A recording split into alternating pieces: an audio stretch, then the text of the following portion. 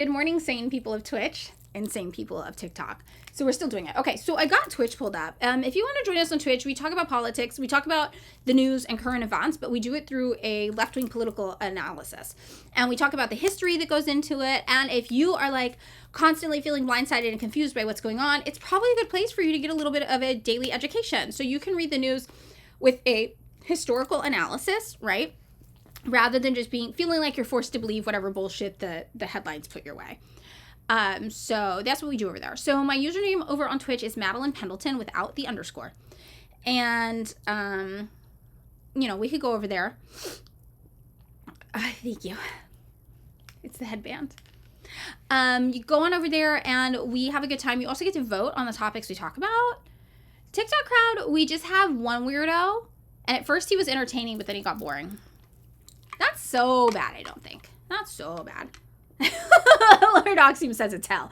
I need you guys to know, though, TikTok crowd, we make fun of you on Twitch because it's very politically illiterate here. This app appeals more to people who are politically illiterate.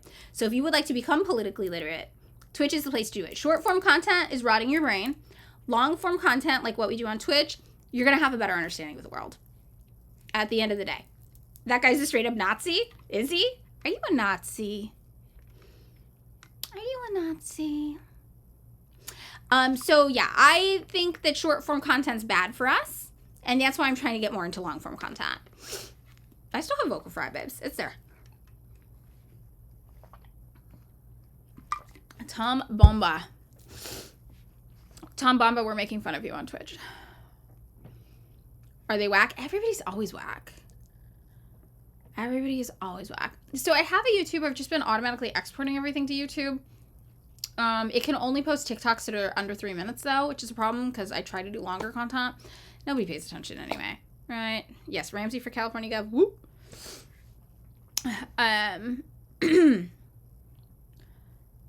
Oh, called non-binary mental illness. Love that. Mentally ill and non-binary. As opposed to the people who do dick astrology. They're like, you got a dick? I can tell everything about your future based on that. You're gonna love trucks. You're gonna like sports. Your favorite color's blue. You're gonna want to carry a gun. I love that. I love that that's not considered mentally ill. doing dick astrology. That's so funny. The AI summary says socialist leanings. That's the gender thing, isn't it? Dick astrology? They're like, you got a dick. Let me tell you about your life. Your whole everything is determined by that dick. It's so funny. Okay, you guys get over to Twitch because I'm going to hang up soon. I'm going to hang up soon. Yeah, because men hate astrology too, and they're out here doing it all the time, right? They love it when it's about their penises. Are you allowed to say penis on Twitch? Can you say that? I think you can. No, don't spam message. You're a ban evader also. ZSAP is a ban evader. Monitoring. And we ban people who don't do required reading for us. Okay. Twitch. Get over there. Madeline Pendleton on Twitch. We're answering questions. We're talking about the news. We're doing it all. It says you're a ban evader. I don't know. Somebody sewed their first zipper on Red Red 6. That's a big deal. Was it a fly? Was it a zipper fly? Because that's even harder. You just made this account. You're not a ban evader. I don't know why it's labeling you a ban evader. Guilty or innocent until proven guilty. We'll let it ride. We'll see how it goes. You came from TikTok. I don't know why it says that. I'm so sorry. We'll believe you. I don't know.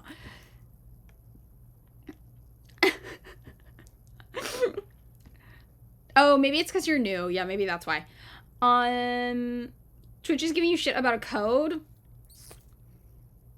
You just made the account. Okay, that's fine. We'll be nice to you. We won't treat you like a ban evader. ZSEP is off limits. Not guilty. Not guilty. Falsely accused. You want to talk about Gaddafi's son? Okay, I feel like that's a pretty good one for us to talk about. I was kind of thinking about that too. Could be good. I'm pulling up some stuff on that because I feel like that could be good. Does anybody else have any topics they want to talk about? You guys over there? Get on over to Twitch. I have a lot of feelings about the Epstein files, proving nothing. We made a short slideshow. Okay. Killed in Libya. Here's some articles. Ugh,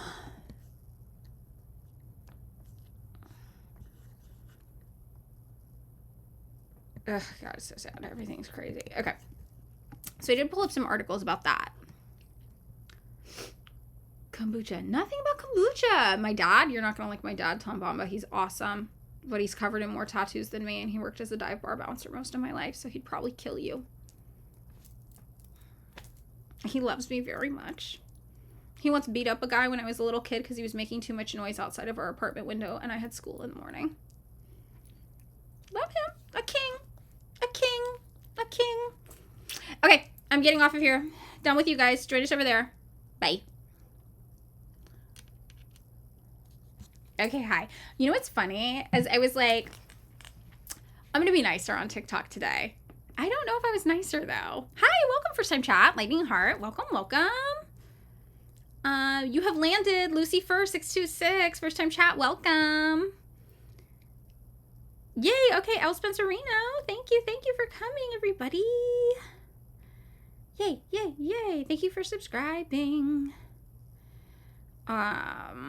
Okay, so what do we have here? So on Thursdays, we talk about theory. So every other day, we talk about the news. So for those of you who are new here, what we usually do is we pull up something in the news. We try to keep this current events because I talk a lot about history on our podcast and on other platforms. So we try to keep the Twitch stream current events, but in talking about current events, we often do talk about history because we give the historical kind of background for what's happening and why, and we assess things that way. This week, we're starting something called Theory Thursdays. So on Thursdays, we will just be doing theory, no current events. So if you have any theory questions, hang on to them for a Thursday stream and we'll get to it there. So today, though, we're going to talk about something that's happening in the news, and usually we vote on what we want. Virgo's here. Yay, yay, yay. We've got some ideas from Chinese Mustard, Afghanistan, Burkina Faso, El Salvador. I think the assassination of Saif al-Islam Gaddafi. Thursday's tomorrow, yeah. They said they're killing children in North Korea because they're watching Squid Games. How does it even make sense? Squid Games is a critique of South Korea. It's a critique of capitalism. That's what I just like. These people are so lazy with their propaganda. There's even a scene in Squid Game that is pro North Korea. I talk about this all the time. There's a scene where the North Korean character, they ask, was it better in the North? And the person says nothing. And the reason they say nothing is because it is illegal to say anything positive about the North and the South. So they would say something positive, but they can't because they'll be sent to prison for it. Very, very interesting. Okay. Yeah. Everyone with theory questions, hold them for tomorrow. Why are people so surprised that celebrities are associated with Jeffrey Epstein? I don't know. The rich all stick together, man. Okay, current poll. What should we talk about? Afghanistan, Burkina Faso, El Salvador, assassination of Gaddafi. Please take some time to vote. Is David ready to get back to the Republican dating scene? We don't know yet. David's unfortunately still dealing with his family emergency. Obviously, the American healthcare system is horrible. And they have not been giving his mother prompt treatment, despite her having a particularly aggressive form of cancer. So it's been a lot of stress on the family while they try to deal with it. The podcast is called Pick Me Up, I'm Scared.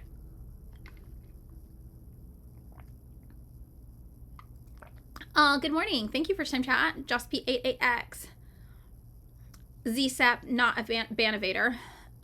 Officials associated with Epstein in the UK stepped down from his role and gave his titles. Has anyone resigned in the US? I saw that as well. I've not seen anybody resign in the US, but maybe at a state level. Has anybody else? No, I don't know about the socialist Jamaican leader, Michael Manley. That's very interesting to me. Yeah. LA helicopters. Yeah, I know. The David's family situation is really, it's very, very disturbing. And it's just so infuriating seeing the medical system play out. You want to listen to a podcast so bad, but you don't have the attention span. Have you tried listening on double speed? Most podcast playing apps have something where you can put them on double speed. Oh, yay. Thank you, Virgo. Thank you for clearing it. Cleared of all charges. Okay, hi, Miss Cheyenne. Welcome. Beyonce's mom unfollowed JC. Rich people doing justice. I unfollowed you on social media. I don't know why that's so funny to me. Like, that's not a real thing. Okay. Assassination of Gaddafi. That's what we got. All right. So we are going to read the news together. We are going to learn about the assassination of Gaddafi. We are going to provide historical context and discuss it. And we will see where we end up on this. So if you're new here and you're new to left-wing politics, you are totally allowed to ask questions. And the chat is really helpful. We have a lot of resources for you to learn more. We have a reading list available to you. The only thing is you have to be nice. Because we deal with so much political illiteracy all the time, some of us have a very short temper for it at this point. We're totally okay with people who genuinely want to learn, though, and know more. The problem is that sometimes people present it like they want to know more, but they don't. They just want to troll, and it's really annoying. We can always tell. So if you want to ask questions, but just make sure you're being nice, basically.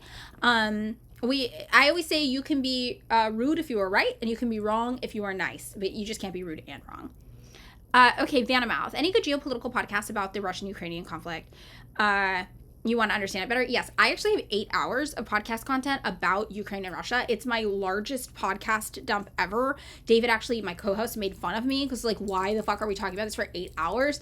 And I was like, because it is, to me, such a perfect example of the United States stealing a country. There's so much to get into with it. So my podcast is called Pick Me Up, I'm Scared. I would recommend that you listen to those episodes. There's 4 of them. They're 2 hours long each. And we democratically ban people here. That is true. Except for the other day when I thought the poll was over and it wasn't over yet, and I banned that person too prematurely. Whoops. Okay, let me pull it up for you.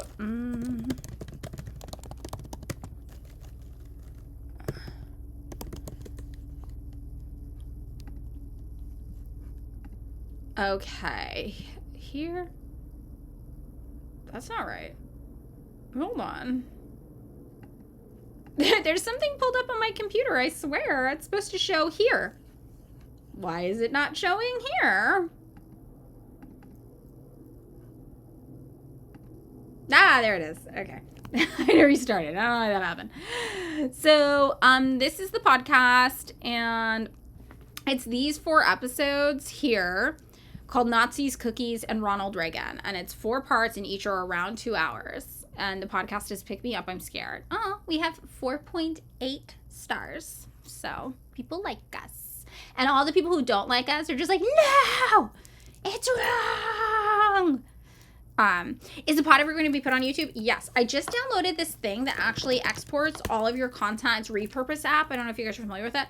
If you have content one place, it exports all of your content to another platform. So this is my YouTube now. I'm not making unique content for YouTube. But I have 93 videos up on YouTube because it's our video on demands here that are getting exported, right?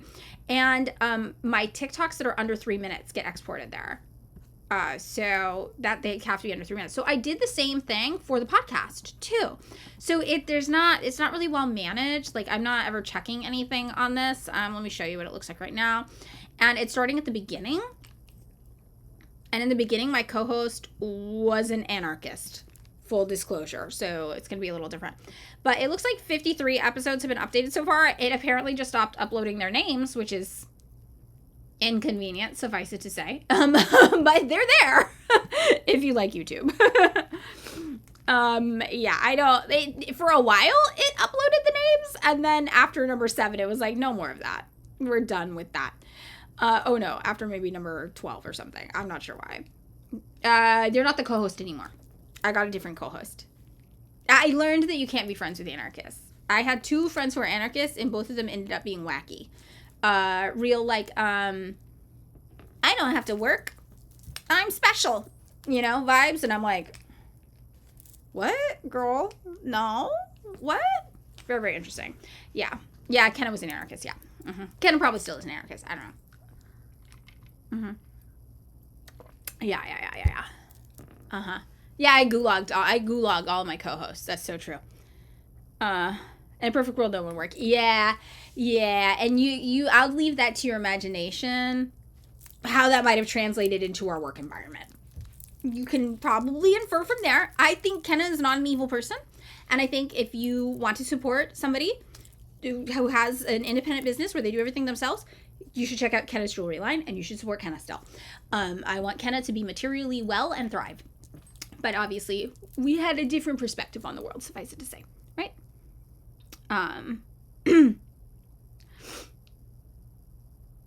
Yeah. Okay, I'm reading the comments. Madeline gulagged me. Yeah. I think Kenna and I had a good flow on the podcast for sure. I mean, look, I like Kenna as a person a lot. I think Kenna's cool. I befriended Kenna for a reason, right? But I think that when you're doing so much with somebody, the things that in a normal friendship might not be a big deal, they become a big deal, right? So when you're working with somebody, when you're doing projects with them, and your friend, like, these things become a little bit more, right? So, that happens.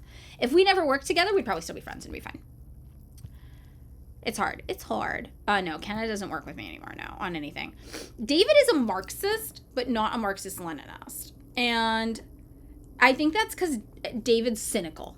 David's cynical, though, the same way Marx is cynical. So sometimes David says shit that pisses me off, but it's not like he's just kind of a hater about everything. It's like David always says shit that pisses me off about everything, including Marxism.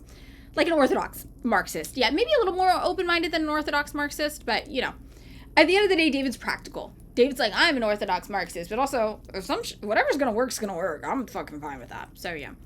You're an anarchist as well. She get out of here? No, we're going to convert you. I used to be an anarchist, too. Many, many such cases. We'll convert you, don't worry. Okay, so I pulled up some stuff for us to talk about what happened to Saif al-Islam Gaddafi. I think let's get into it.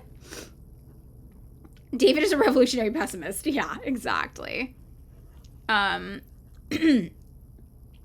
Gaddafi's political team says masked men killed him at his home in Zintan in a cowardly and treacherous assassination.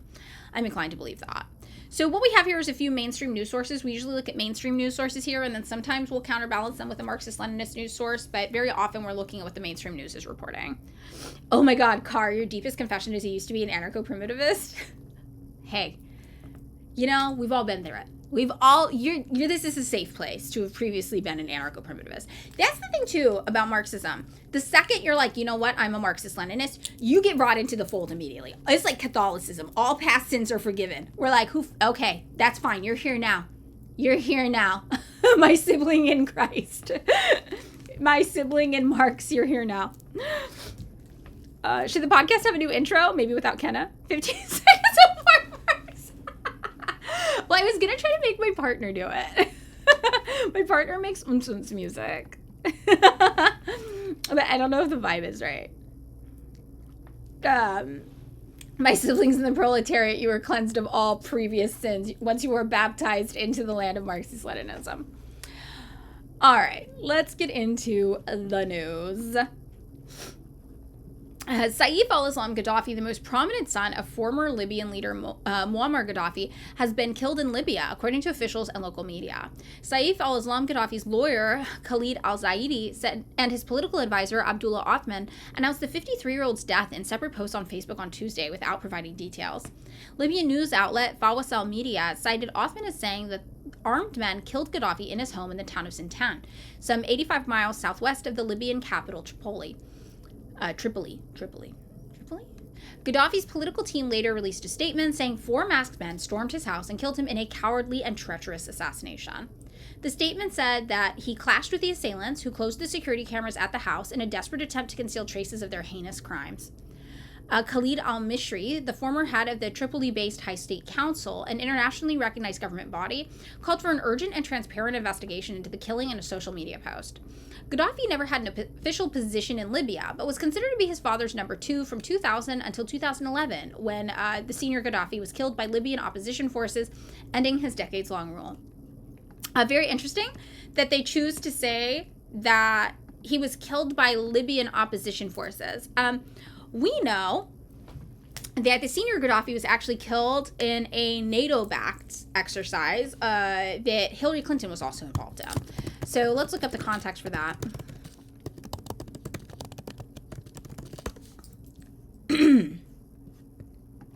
Let me see. leaked Hillary Clinton emails, obviously, showed NATO killed Gaddafi to stop the formation of the United States of Africa, basically.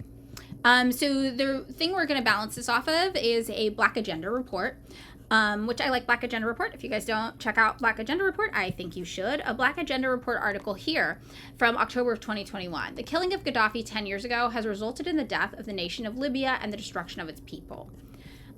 So we're going to come back to this in a moment, but I just want to put a pin in this and the way it's presented. Killed by Libyan opposition forces. It makes it sound like an internal issue. No mention of the fact that Hillary Clinton and NATO were involved in this. And when asked about it later, this is the case, obviously, very infamously, where Hillary Clinton on television laughed and said, "We came, we saw, he died," about Gaddafi dying. And Gaddafi's death was particularly violent. He was sodomized to death on camera. So that's how she talked about somebody who was sexually assaulted to death. And the reason that Gaddafi was a political target was because he was a Pan-Africanist. And now, if you're not familiar with Pan-Africanism, many Pan-Africanists are Marxists, but not all are. So it's a Venn diagram with a big center overlap. Many Pan-Africanists are Marxists. Gaddafi was more of something we call a third wayist, right? Somebody who didn't necessarily want to align fully with Marxism or with capitalism, but thought there could be a third way, a kind of balanced method of moving forward. And this is pretty common in a lot of countries that don't have a lot of political strength. Right? Sometimes they identify as third wayist to avoid being labeled enemies of U.S. capitalism. So he was more of a third wayist, but that means he did a lot of social programs still for Libya. He reinvested a lot of money in Libya. Maybe I'll pull up something so we can talk about this afterwards. Libya before and after Gaddafi.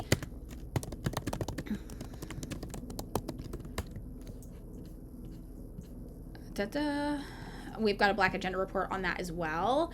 And after Gaddafi's death, the situation in Libya fell apart very quickly.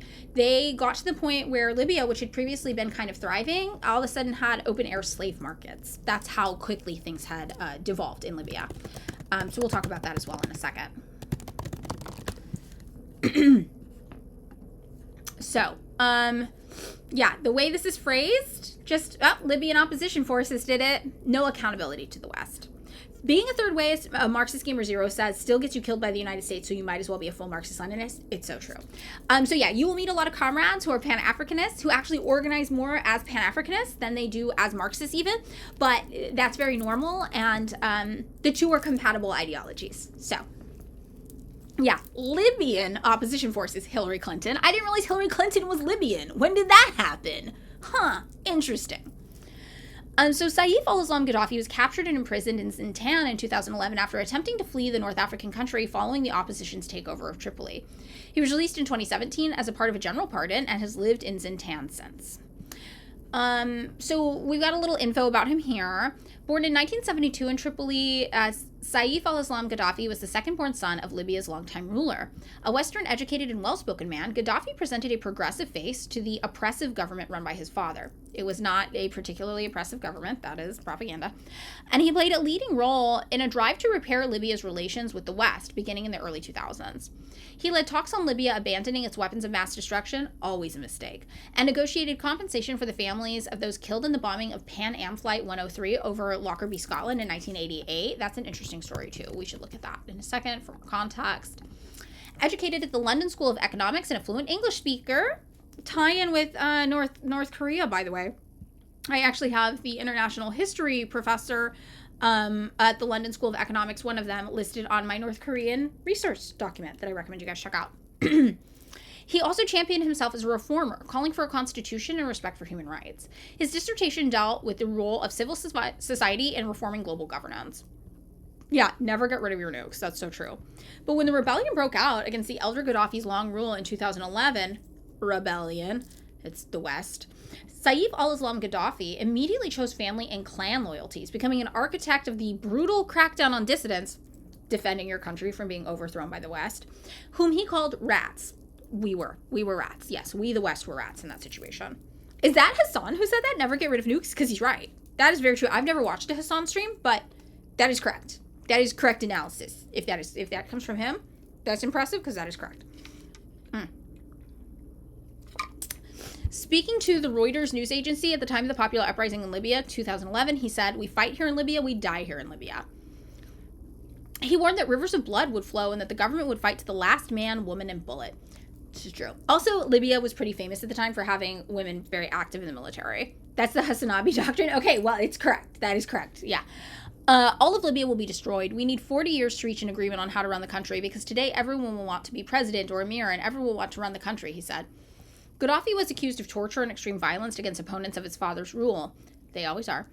And by February 2011, he was on a United Nations sanctions list and banned from traveling. He was also wanted by the ICC, International Criminal Court, for alleged crimes against humanity committed in 2011. After the rebels took over the capital, Tripoli, he tried to flee to neighboring Niger dressed as a Bedouin tribesman, but he was captured by the Abu Bakr Sadiq Brigade militia on a desert road and flown to Zintan.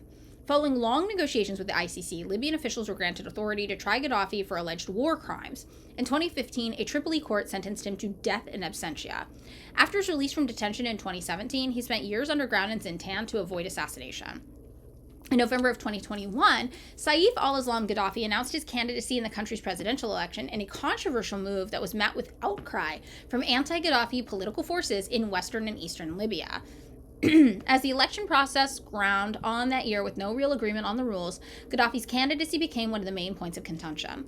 He was disqualified because of his 2015 conviction, but when he tried to appeal the ruling, fighters blocked off the court. The ensuing arguments contributed to the collapse of the election process and Libya's return to political deadlock. Okay, so if you didn't know anything about Libya and you read the story, you would just be like, okay, some weird political extremist guy that everybody hated in Libya got killed. Who cares? Like, his dad was a dictator, it sounds like. He committed war crimes. Who cares? So this is how, major news outlets, that's Al Jazeera. That's not even particularly Western. They have alliances, But when we look at all these news stories, like who crushed dissent and then sought political, all of these stories from these major news stories are going to be the same. They're going to make you feel the same way. And this is kind of how the news is presented, right? This is this subtle and sometimes not so subtle propagandization that comes from the news. Obviously, BBC state media, we know that. There's actually, if you want to learn about sourcing as well, sometimes when I talk to liberals, they're confused by the sources I use. They're like, well, why can't I use the BBC, but you can? And I tell them, well, sourcing is not based on just the source. It's based on an analysis of the motivations of the source. And Parenti actually talks about this. I started reading the book that Pokey Preet recommended, Empire. What's that? Something about Empire. To Kill an Empire. Parenti Empire book. I don't even remember the title. Against Empire. And there's actually a section in it where he talks about what sources are trustworthy and why. Or maybe it's actually in... I think it's in that one. It could also be in the Yugoslavia book. I started reading both of them. So in one of the books, Parenti talks, though, about how you know what the truth is. How do you determine the truth?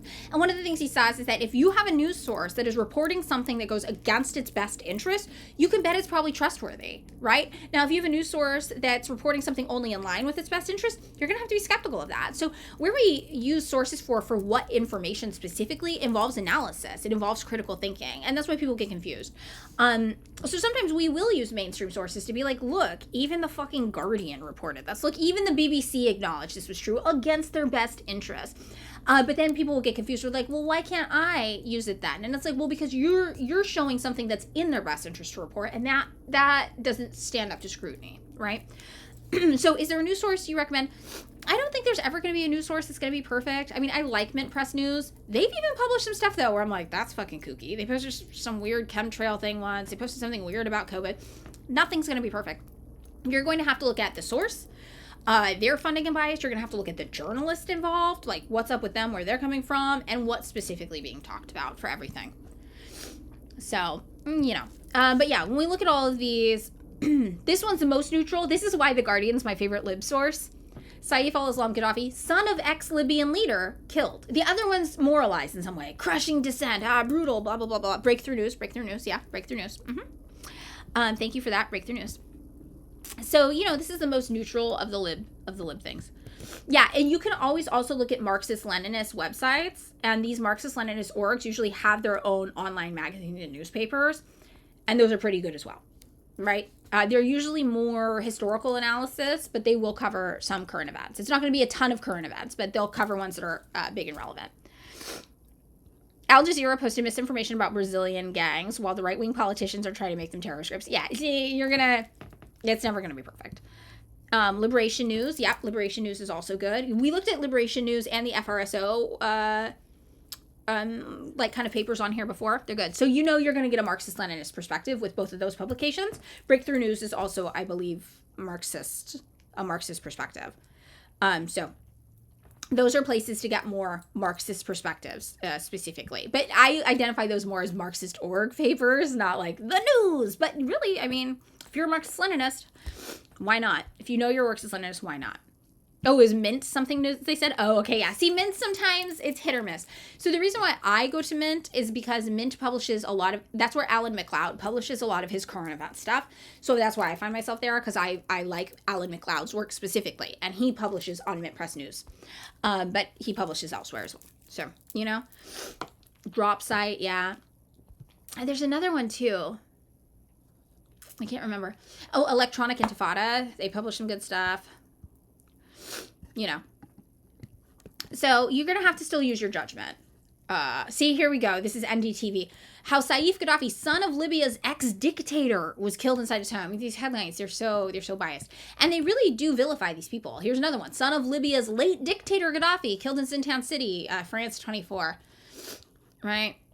Now, let's look at the Black Agenda Report. I like the Black Agenda Report. Let's also see, Marxist Gamer Zero, Geopolitical Economy Report, Ben Norton. Interesting. I'm not familiar with that one. We can see what the Marxist-Leninist orgs say about this as well, though. Let's look at the Breakthrough News on Libya. Let's look at FRSO paper on Libya. Let's look at Liberation News, that's PSL, on Libya. Let's look at them all. What's FRSO's called again? They just call it their, it's just on their blog, I guess.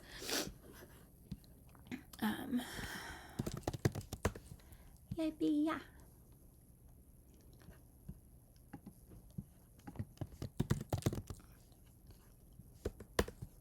We got some stuff about NATO on here. Hold on.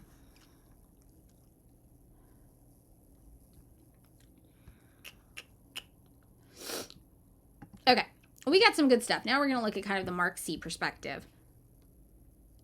Pokey said the DPRK government was very bad. Well, that is one of those. When did he say that? That's crazy. Thoughts on PSL? I think PSL and FRSO are the two biggest national Marxist-Leninist orgs. And, I think it's good to join either one. Trotskyist newspapers? No. Sometimes I'll look at Trotskyist newspapers the same way I'll look at mainstream news. So I'm like, if I understand their bias, I can see a little bit of what's going on. We've looked at Trotskyist papers on here before. They write about everything. They get so much news content. But when they talk about other countries, like countries that are like actually existing socialism, that's when you're going to be like, skeptical. PSL is bankrolled by a millionaire. I'm not even sure that that's accurate. I don't even know how true that is. You're talking about the Chinese guy?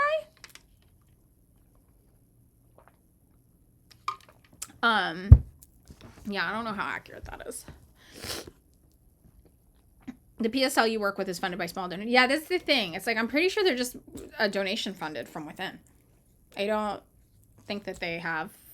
It's funny because Donald Trump's always talking about how all the PSL stuff looks so professional, but literally, like on the Vote Socialist campaign I volunteer with, I work with PSL people. A lot of them are just like graphic designers. It's a lot of people who, in like California, anyway, in the Bay Area, who have very artsy jobs. So they work freelance, so they have a lot of time. So yeah, I think that all their shit just looks super nice because they happen to have like a lot of graphic designers who organize with them and stuff. Yeah. Yeah, it's funded by its own members, so. Said billionaire sold a company once and lives in China. Yeah, I don't know. I've seen people talk about that on the internet, but I've never seen that being super reliable.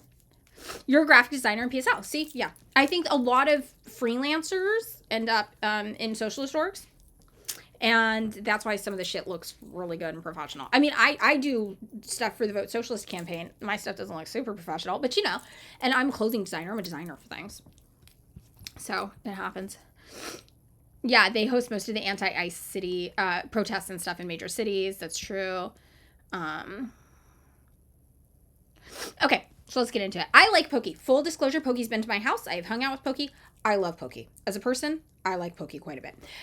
So, you know, we're each in different stages on our journey, right? Like, it is what it is. Pokey also lives in the Central Valley. I'm from the Central Valley. I've been on Pokey's podcast. Like, I love Pokey. So, I'm pro Pokey. I'm a Pokey stan. You know, sometimes people will say things. Pokey Preet. We might disagree on some things. I don't know. I've never seen him say anything like that, but maybe he has. I don't know. Hello, Kubashi. Yeah, I'm a fan. I'm a fan. Oh, last month he talked about how it was not worker run. It was weird. Yeah, I don't know. You know, sometimes people you like, you're like, I don't know about that one. It is what it is. Nagin had to do that to me. So some of the way I was talking about Iran, I got too lost in the sauce about Israel, and Nagin, who I love also, had to be like, hey, babe, you know there are actually Marxists on the ground fighting for a worker revolution there. Like, please don't forget that. And I'm like, oh, shit, you're so right, Nagin. Okay. So, you know, sometimes we correct each other. We check each other. We group chat each other. It's good. So, yeah. Okay, so let's get into this. So we've got the Black Agenda Report. Oh, great example. Not Black Agenda Report, but Revolutionary Blackout Network, who I also like. I love them. We disagree about the ACP. It is what it is. I still love those guys. I love those guys, you know? It happens. And Nagin removed her TikTok. Yeah. So she just has her work one there now. Yeah. I mean, she was right. And in other videos, I had talked about how there were organic protests there, but in the one video that kind of got popular, I didn't mention it. And she was like, hey, and I'm like, dude, no, you're so right. That is, I was saying that in other videos and I didn't include it in this, and I should have. Socialist MMA is my favorite mouse. Yeah, exactly. Yeah, Revolutionary Blackout Network. I don't even know that they're pro ACP necessarily. Maybe that's me being lazy with my speaking, but they've platformed ACP. So, you know. And then they deleted my really nice response to her. Yeah. Because that's when the app started just like removing a ton of my videos out of nowhere. It's really weird. Okay, anyway. So, you know, I say I like the comrades in the fold. There is actual leftist infighting is when you like somebody and you're like, oh, we disagree about this one thing. Whatever. It's not when liberals try to convince you that you need to support genocide or you're an evil person. That you're just like, girl, what? But yeah, when you encounter other Marxists, sometimes we're going to have different takes on things, you know, whatever. There are also Marxists who don't like Michael Parenti because of his position on Yugoslavia. You know, that's another thing that you might have comrades that you disagree with on that. Like, it just happens. And a lot of times, too, it will come down to what org you're with. I know when I was with certain orgs, I didn't share certain opinions because they weren't the opinions of the org, even though I even was like, oh, I don't really know. I don't really super agree with this opinion. The org I'm in now, I'm very, very lucky because I actually just do agree with everything. And that's why I'm very happy to be there, right? I just agree with everything. But it took me a long time to find them, so. Midwestern Marks is the only ACP guy you'll tolerate. Yeah, I tolerated him too until he started fighting on Twitter. Whatever the case. Okay, 2 hydrates. I'm going to do 2 hydrates. I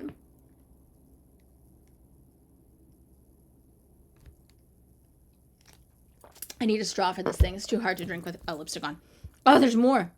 Okay, wait. Let me get a straw to fulfill these. You guys are going to get fork screensaver. I'm going to hydrate, and then we're getting on Black Agenda Report.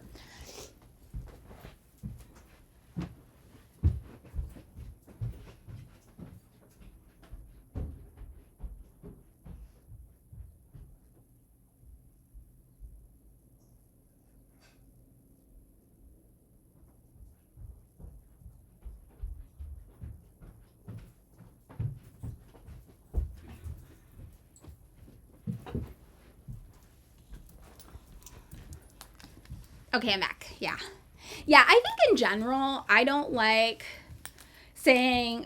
doing like gossip or bad things about other comrades necessarily, even if there's stuff we don't agree on, because I feel like that's human nature, you know? And that's stuff that I would rather, if somebody has good values and we share political goals, I'd rather just talk to them directly about it if it's even relevant. And lots of times it's not even relevant, you know? So, yeah, I don't tolerate the ACP at all, though. Okay. I'm going to count these hydrates. 1, 2, 3, 4, 5, 6, 7, 8, 9, 10, 11, 12, 13. Posture check. Stretch. Oh, actually. Oh, I just cracked my back. 13. 14. 15. Okay, 15. We're doing it.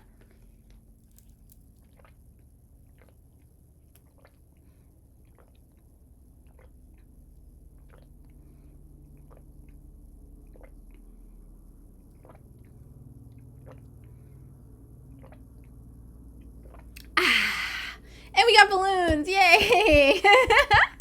Oh, one more. Okay, one more. So, yeah. No, you're going to catch me defending and standing up for other Marxists more than you'll catch me wanting to dunk on them, even if we disagree about some things here and there. Jackson Hinkle, though, yeah, ACP guy. I don't know. I guess he calls himself a Marxist. He's weird. Okay, Trotskyism. We can talk about Trotskyism tomorrow on Thursday also. But basically, Trotskyism, they have a different idea than Marxist-Leninists, and it has to do with, like, forever revolution, permanent revolution, kind of a thing. Yes, it is an assassination attempt via hydration. Yeah, they are trying to waterboard me. That is true. Yeah, you can find pictures of Jackson Hinkle surfing with Tulsi Gabbard. That's so true. Okay. So, now let's get on the Black Agenda Report take on this. 10 years ago, Barack Obama and Hillary Clinton led the U.S.-NATO war crime that destroyed the Libyan state and murdered its leader.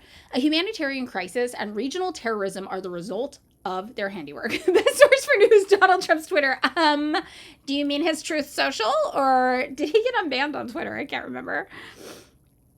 The original article first appeared in Orincono Tribune, but republished here on Black Agenda Report. And again, I like Black Agenda Report. I highly recommend it. Muammar Gaddafi led his nation to become the wealthiest in all of Africa. A decade after his demise, it is riven by tribalism, terrorism, and slavery, all because the West could not allow an Arab leader to succeed. There was never really an Arab Spring in Libya, the way there was in Egypt or Tunisia. Protests were much smaller, and as time went on to show, the biggest players turned out to be extremist groups and foreign actors, each trying to get a slice of the country. NATO's bombing of Libya and support for rebels seeking to overthrow Gaddafi had little to do with wanting the country to prosper. Under the guise of human rights and democracy, in quotes, the Western military alliance helped murder one of the Arab world's most prominent leaders in order to steal Libya's resources and protect Western hegemony. Later on, as part of Operation Timber Sycamore, the CIA would find additional utility in Gaddafi's ousting, funneling Libya's stockpile of weapons and ammunition over to Syria to arm al-Qaeda and other jihadist groups. Seldom discussed in the news anymore, Libya has become a shadow of its former self, ravaged by 10 years of war and chaos. Hillary Clinton, Barack Obama, and the other war criminals who orchestrated its destruction don't want you to know how badly it's doing. So this is very different, right, than how we just heard even Al Jazeera talk about what happened in Libya. We wouldn't have any of this context. We wouldn't understand this was happening unless you specifically sought out a left-wing political source on this issue, which I think is very, very fascinating to hear. So, and this is all true. Everything they're saying is completely accurate. What happened to Libya was an atrocity. So we're going to keep getting into it. Known for his extravagance, Gaddafi boasted a security detail of female bodyguards. This is important, actually. I don't know. There's so many different ways to interpret this, so I'm going to interpret it only aesthetically. And I'm going to tell you, aesthetically strong. Looking good. Very good look for these baddies. Oh yeah, this picture. Like, it's blurry for me, maybe not for you guys because it's small. But aesthetically, very hot. I'm very into her. I love her. It's working on me. It's working on me. Some people are like, they were held as sex slaves. I don't know if that's true. That could be true. It could not. I don't know. I'm just saying visually, yes. Both of them. Visually, yes. Yes. Having a baddie be your personal guard is aura. Yes. I'm like, yes. I would die for her. I love her. Okay, so that's what they're talking about here. The man did have aura. He invented aura. He invented it. So, yeah, I know. You'll hear all sorts of kooky things about Gaddafi. Here's the thing. Gaddafi actually was kind of kooky. He was an interesting character. But any of his supposed sins, which who knows how correct or incorrect those accusations even are, nothing makes up for the brutality that especially women in Libya experienced after Gaddafi's murder. I mean, it's horrible. It's been horrible, especially for women in Libya. So let's get back into it. And also, wait, before we get into it again, really, really quickly, just to say, if you guys remember the two-day party in Iran, which, you know, they say they're Marxist-Leninists. Some people are like, they're not as Marxist-Leninist as they used to be. Whatever the case, one of the things they said is that they know that the United States and Israel will not bring liberation to Iran. And one of the examples they gave is Libya. They were like, look at what happened to Libya. So this is why leftists in Iran are like, we don't fucking want the United States. Or are you kidding? Are you crazy? And this is a great case study and example.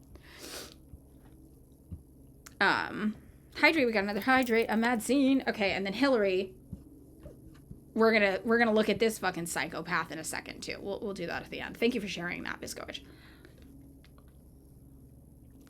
All right. So, known for his extravagance, Gaddafi boasted a security detail of female bodyguards, very hot, lavish outfits, and long dramatic speeches.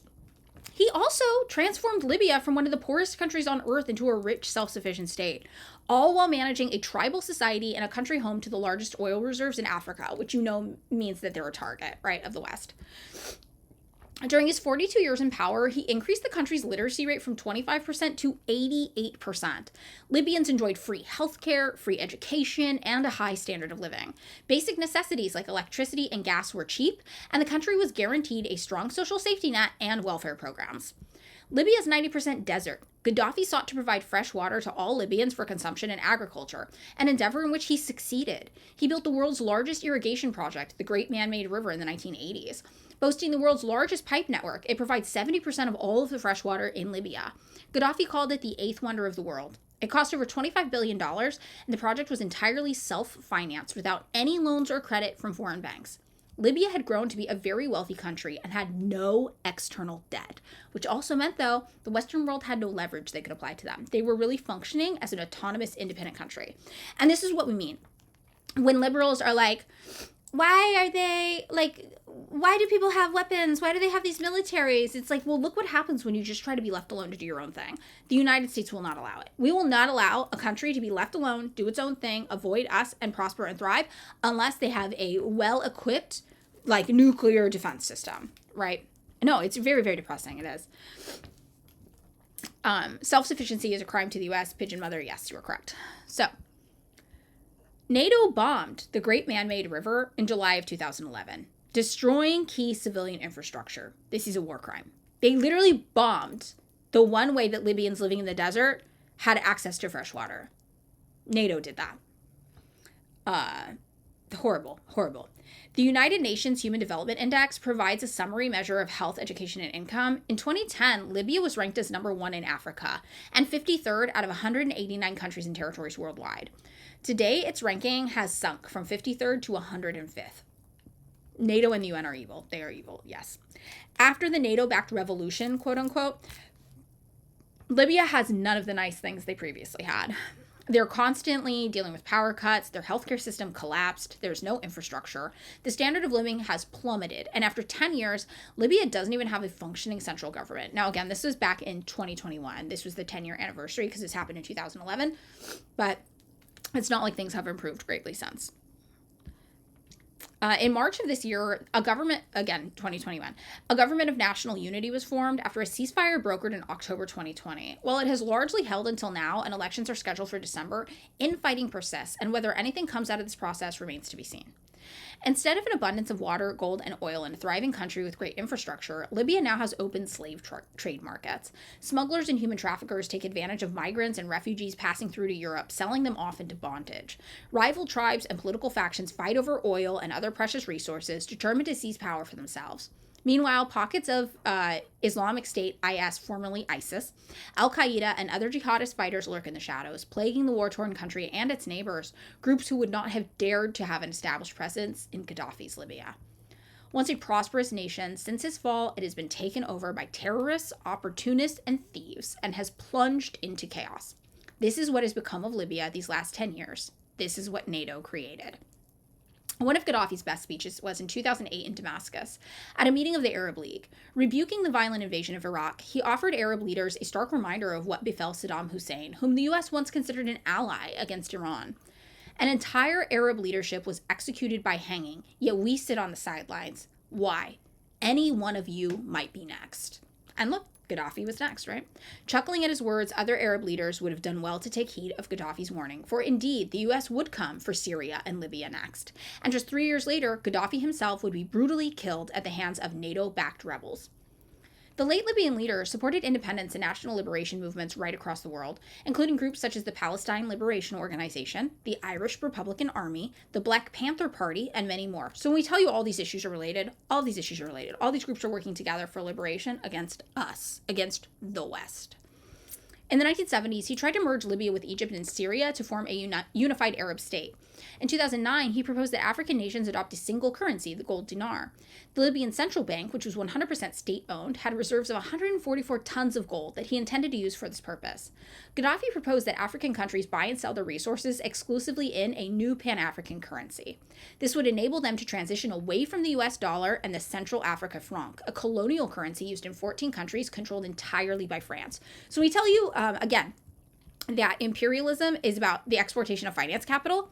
That's what's happening here. He sees that, and he's like, let's get away from using the US dollar. Let's get away from Western finance capital trying to take over.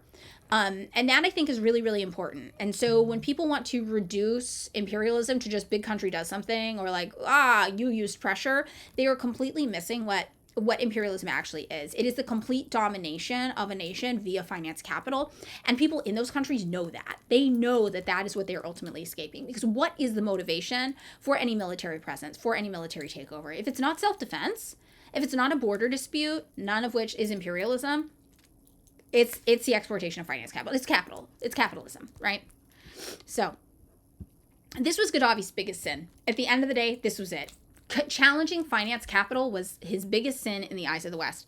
And wanting African nations to adopt a single currency, to control their own resources and have true independence, he posed a threat to Western monetary hegemony, so he had to go. Western governments were well aware of this plan. A look at the emails of then U.S. Secretary of State Hillary Clinton, my alarm went off, show discussions around Gaddafi's gold reserves and his plans for a single currency. It became clear to the West that African countries switching away from the US dollar or CFA franc and controlling their own currency and monetary policy would undermine American and French influence over Africa. Just a little break, Star Wars hours. What do you tell your ANCOM friends who claim that he committed genocide and he was a fascist because you don't know how to unpack it? If they're white, just send them this. Just be like, black people don't think so. Use identity politics for good. That works on a lot of people. Oh, we're hydrating. How many hydrates do I miss? 1, 2, 1.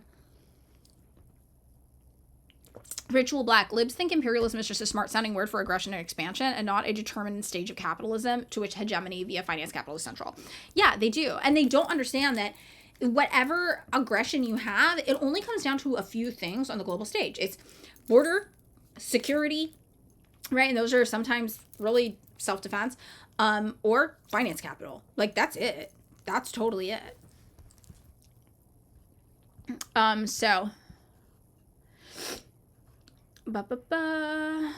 It would weaken the Western monopoly over African resources and the international banking system, rendering neocolonial institutions such as the IMF less effective in manipulating developing nations. You guys will start to notice all the stuff we talk about, doesn't it all play into each other? We talked about what imperialism was. We talked about finance capital. We talked about IMF loans exploiting poorer countries. All of these things play off of each other. Identity politics work, Marxist Gamer Zero. Whenever I try to use it on white people, they just tell me you're too sensitive or have a victim complex. There's a trick. Identity politics only works if you're a white person talking to another white person. They don't actually care. White liberals don't actually care. But if you're white, then they have to out white person you. Do you know what I mean? They have to be like, I am a better white person than you.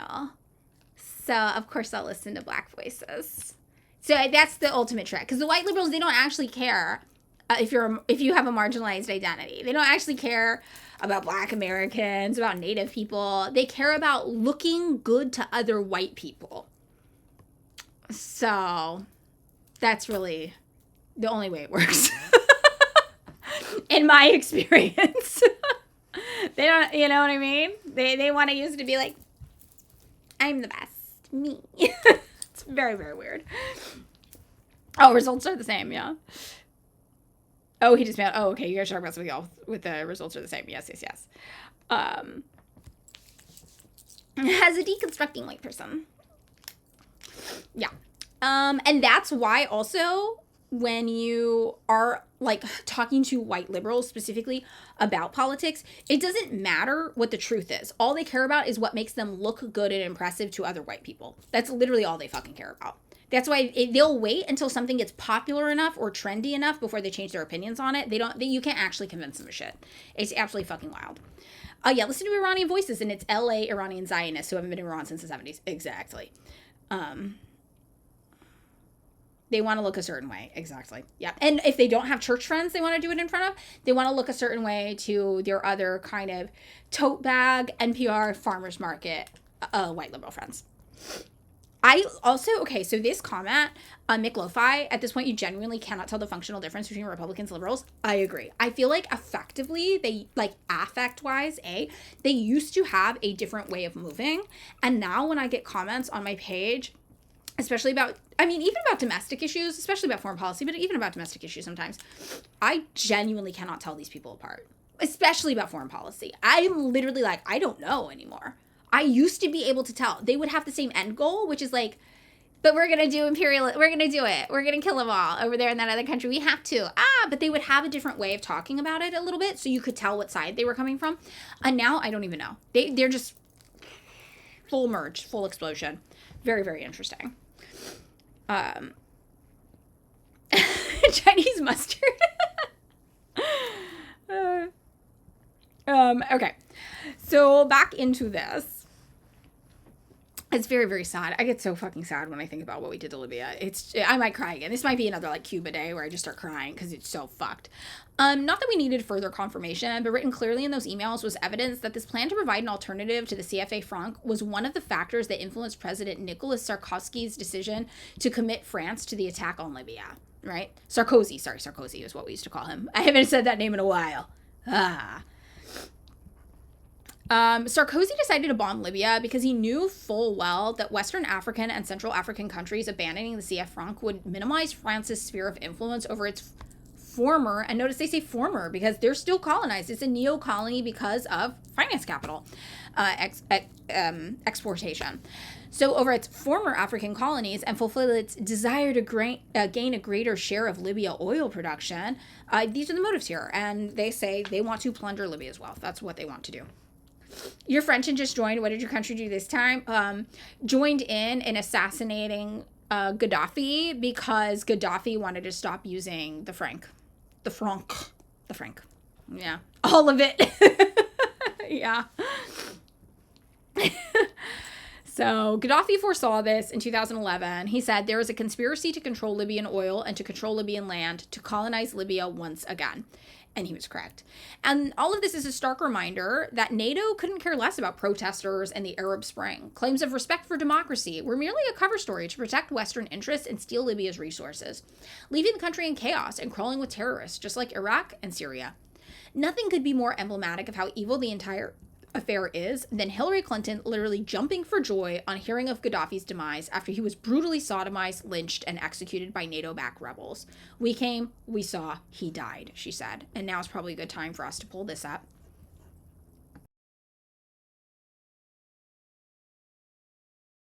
That is the land of unconfirmed. Yes, we came, we saw, he died. Did it have anything to do with your visit? So this is why we fucking hate Hillary Clinton, right? And the liberals rode for this woman so fucking hard. You're looking for the waterboard Hillary button. You can't find it. I know. We need to add that. She's so gleeful. She's genuinely so happy, this fucking psychopath. And that's her talking about the sodomy and assassination of Gaddafi, a man who did all these amazing things for the Libyan people. In an operation that also, that same year, they bombed the only access the Libyan people had to fresh water. Right? Yeah. But, Pokemon go to the polls. That's right, Smash Ultra 19. And people wonder why you don't fuck with the Democratic Party. Ugh, so horrible. You know what? You're so ashamed you rode for her for a second. Again, Comrade Lilith, Marxist-Leninism is like Catholicism in that once you get in our fold, all previous sins are forgiven. We understand. We've all had bad political beliefs before we got here. It's part of the learning process, right?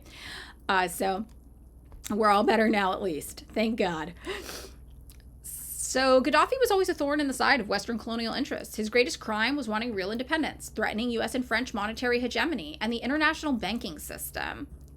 Hydrating. Oop, oop, oop.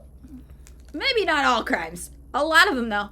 A lot of your lib ways, your lib and anarchist and Trotskyist ways.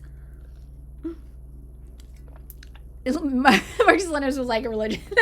Look at Jesus. You telling me that guy wasn't Marxist-Leninist? Come on. Come on. Now people look at Libya and label it a failed state. But Gaddafi's Libya was not a failed state. It was Africa's wealthiest and most prosperous nation, a thriving, flourishing state, until the West deliberately destroyed it in 2011. Apologists for Western imperialism love dismissing the achievements of other countries and labeling their leaders dictators. But the truth is, Libya was much better off under Gaddafi. It had oil, gold, water, and resource independence. History is littered with African, Arab, and Latin leaders killed by the United States for daring to make their countries better and seeking to challenge Western hegemony. Gaddafi is no exception. There is nothing the West hates more than an Arab leader who opposes imperialism, Zionism, and wants his country and other Arab and African countries to be self-sufficient. That is why NATO murdered Gaddafi. So, nobody's talking about this when they talk about the murder of his son. Nobody's talking about the political motives here.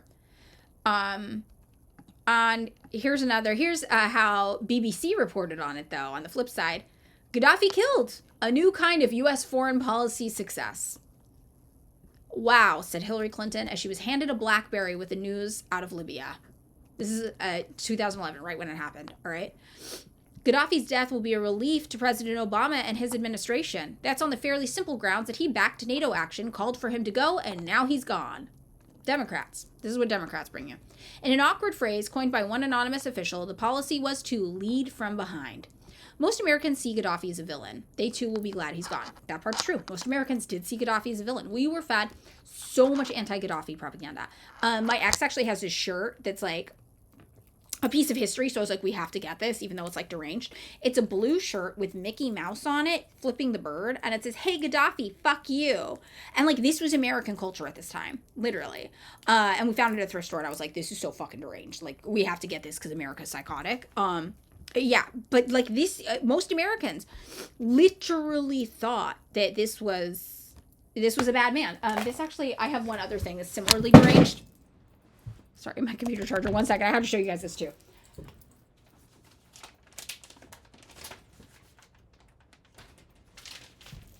This is my other edgelord deranged thing.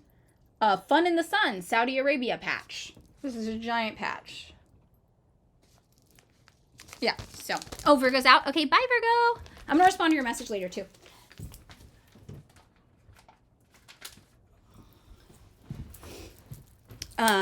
Yeah, so this is the culture we create.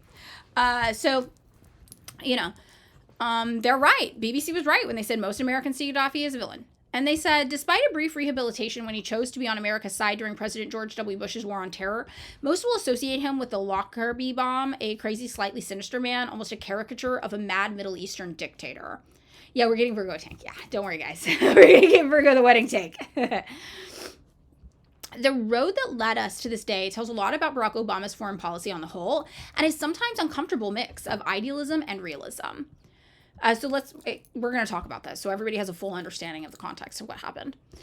Mr. Obama's foreign policy is driven by a sense that, particularly in the Arab world, the U.S. must step back a pace, not be seen as a bully, always hectoring or imposing its will using physical force. I actually think this is a really effective sentence. So when we talk about how the Democrats and the Republicans are the same, Democrats get really mad. They're like, how? We're not the same. And what we see is that they are the same, but they have a different way of doing things, right? So Republicans and Democrats are both bombing other countries, right?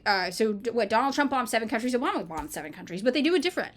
Donald Trump gets on the news and is like, fuck yeah, we're bombing that country. He gets into this like psychotic bloodlust Americana fervor, right? He's like, we're gonna fucking bomb, we're gonna take them, we're gonna do whatever we want there, all over their fucking country, we're America. And it's exciting, and Republicans are like, yeah, we are fucking American domination, right? You're just like jizzing all over each other or something. I don't fucking know. I don't know if you can say that on Switch, sorry. So that's the Republican way of doing business. The Democrats are doing the same thing, but they're like, we don't know what happens. What did the Libyan people do? Oh, we're just finding out about it now. I don't know. Are they free now? Cool. Meanwhile, we're the ones fucking backing the operation. We're the ones fucking in there. We know exactly what's going on. So they have a different affect, but they're doing the same things. And that's why it's so hard for liberals to see them as the same people, right? They don't understand that they're both doing the same methods to uphold the same interests, to serve the same capital masters, because they believe the Democratic Party, they take them at face value when they're like, we're just like, we're monitoring the situation. We saw, but we don't really, what happens? I don't know. I wasn't there. We were fucking there. They were there. They were fucking there. They're just liars. We have a raid. We're getting raided. Yay. Yeah, and this person, my favorite part is when they criticize imperialism because they feel like they could do it better than the other party. Welcome, raiders. Hi. Yeah, Dems are banking on their constituency not understanding foreign policy. We'd be at a raid right now if Kamala won. Welcome in, raiders. We're talking about Libya. We are talking about Libya. We're taking a little trip back in time, 2011, to talk about Libya under Gaddafi and Gaddafi's assassination. So, all the Dems, don't read the news. Or if they do, they just read shit like this or like the headlines. They're like, a dictator died. So, the son of a dictator died, who also did dictator things in a Middle Eastern way. Ugh, I don't know. That's like the extent of their fucking foreign policy understanding. So I told you guys when I sat on that airplane, and it was me and my friend Lizzie, who actually watches my Twitch stream. So Lizzie, I remember this. We sat next to this guy who was like from the Democratic Party, and he was talking to us about voting and the upcoming election. This was like in 2024. And he was like, could not believe that I was not going to vote for Kamala Harris. He was like losing his shit over it. And he got to a point where he was like yelling like, what about abortion on the airplane? And the fucking flight attendant had to come and be like, you can't just yell abortion on the airplane, sir. Like it was fucking wild. But the thing that he was tripping out on, and he's like, well, what's the biggest issue that's important to you? And I was like, foreign policy. And he was like, what? And I'm like, yeah, foreign policy. Yeah. And he like he could not believe that. He was like, no, most Americans say shit like groceries or childcare. And I'm like, okay, well, I'm saying foreign policy. So what do you got for me? And he was like, well, he basically had to admit, he's like, well, yeah, Democrats and Republicans are the same on foreign policy. Like, you're not going to get a difference. And I'm like, exactly. So why the fuck should I vote for you? I don't care. Walmart drug lord, your grandma asked if things on the news are real now. Oh, yay. So, he was freaking out because he knew, and he fully admitted it. He's like, okay, whatever. Thank you, Hegel's big dialecticals. That's a compliment. So, all right, getting back into this, though. Let's get back into the BBC kind of approach, how they were talking about that. This was, Obama-era foreign policy. Kill them all, don't tell anyone, basically. So they described this on the BBC as seeking to ensure that the U.S. crafts alliances and does not tell friends to follow. This is reinforced by the pragmatic belief that America cannot afford to do everything everywhere and must choose only to do what matters most. Inside the White House, they will be pleased that Gaddafi is gone and the regime has changed, but they will be delighted that it will be seen as a world victory for the Libyan people, not the American president. Now, do you remember the first article we read where it said that he was assassinated or overthrown by Libyan protesters, right? By Libyan opposition groups? That's really the narrative we were trying to craft, right? And the BBC is correct to be like, yes, it will be seen as a victory for the Libyan people, not the American president. Like, they don't know what they're saying here. Right? They're saying that we did this shit so covertly because we didn't want to be blamed for it. But we know it was us. It was NATO, and it was still Hillary Clinton. It was us. And we know that from leaked emails, and I'm pretty sure it came from fucking WikiLeaks. So, Obama deliberately took the backseat during the NATO action as well. He stressed that there would be no American troops on the ground, and the French and British would be leading the air sorties. So true. This was partly for those reasons of the perception of American power. And this is what I tell you guys. Big bad, not our guys. This is how I sum up American foreign policy. Take a guy who's a leader of another country, build him up to the big bad, like they talk about in Buffy, the biggest bad that ever batted. He's an evil man. He's an evil dictator. He's doing all these human rights abuses. He's bad, he's bad, he's bad.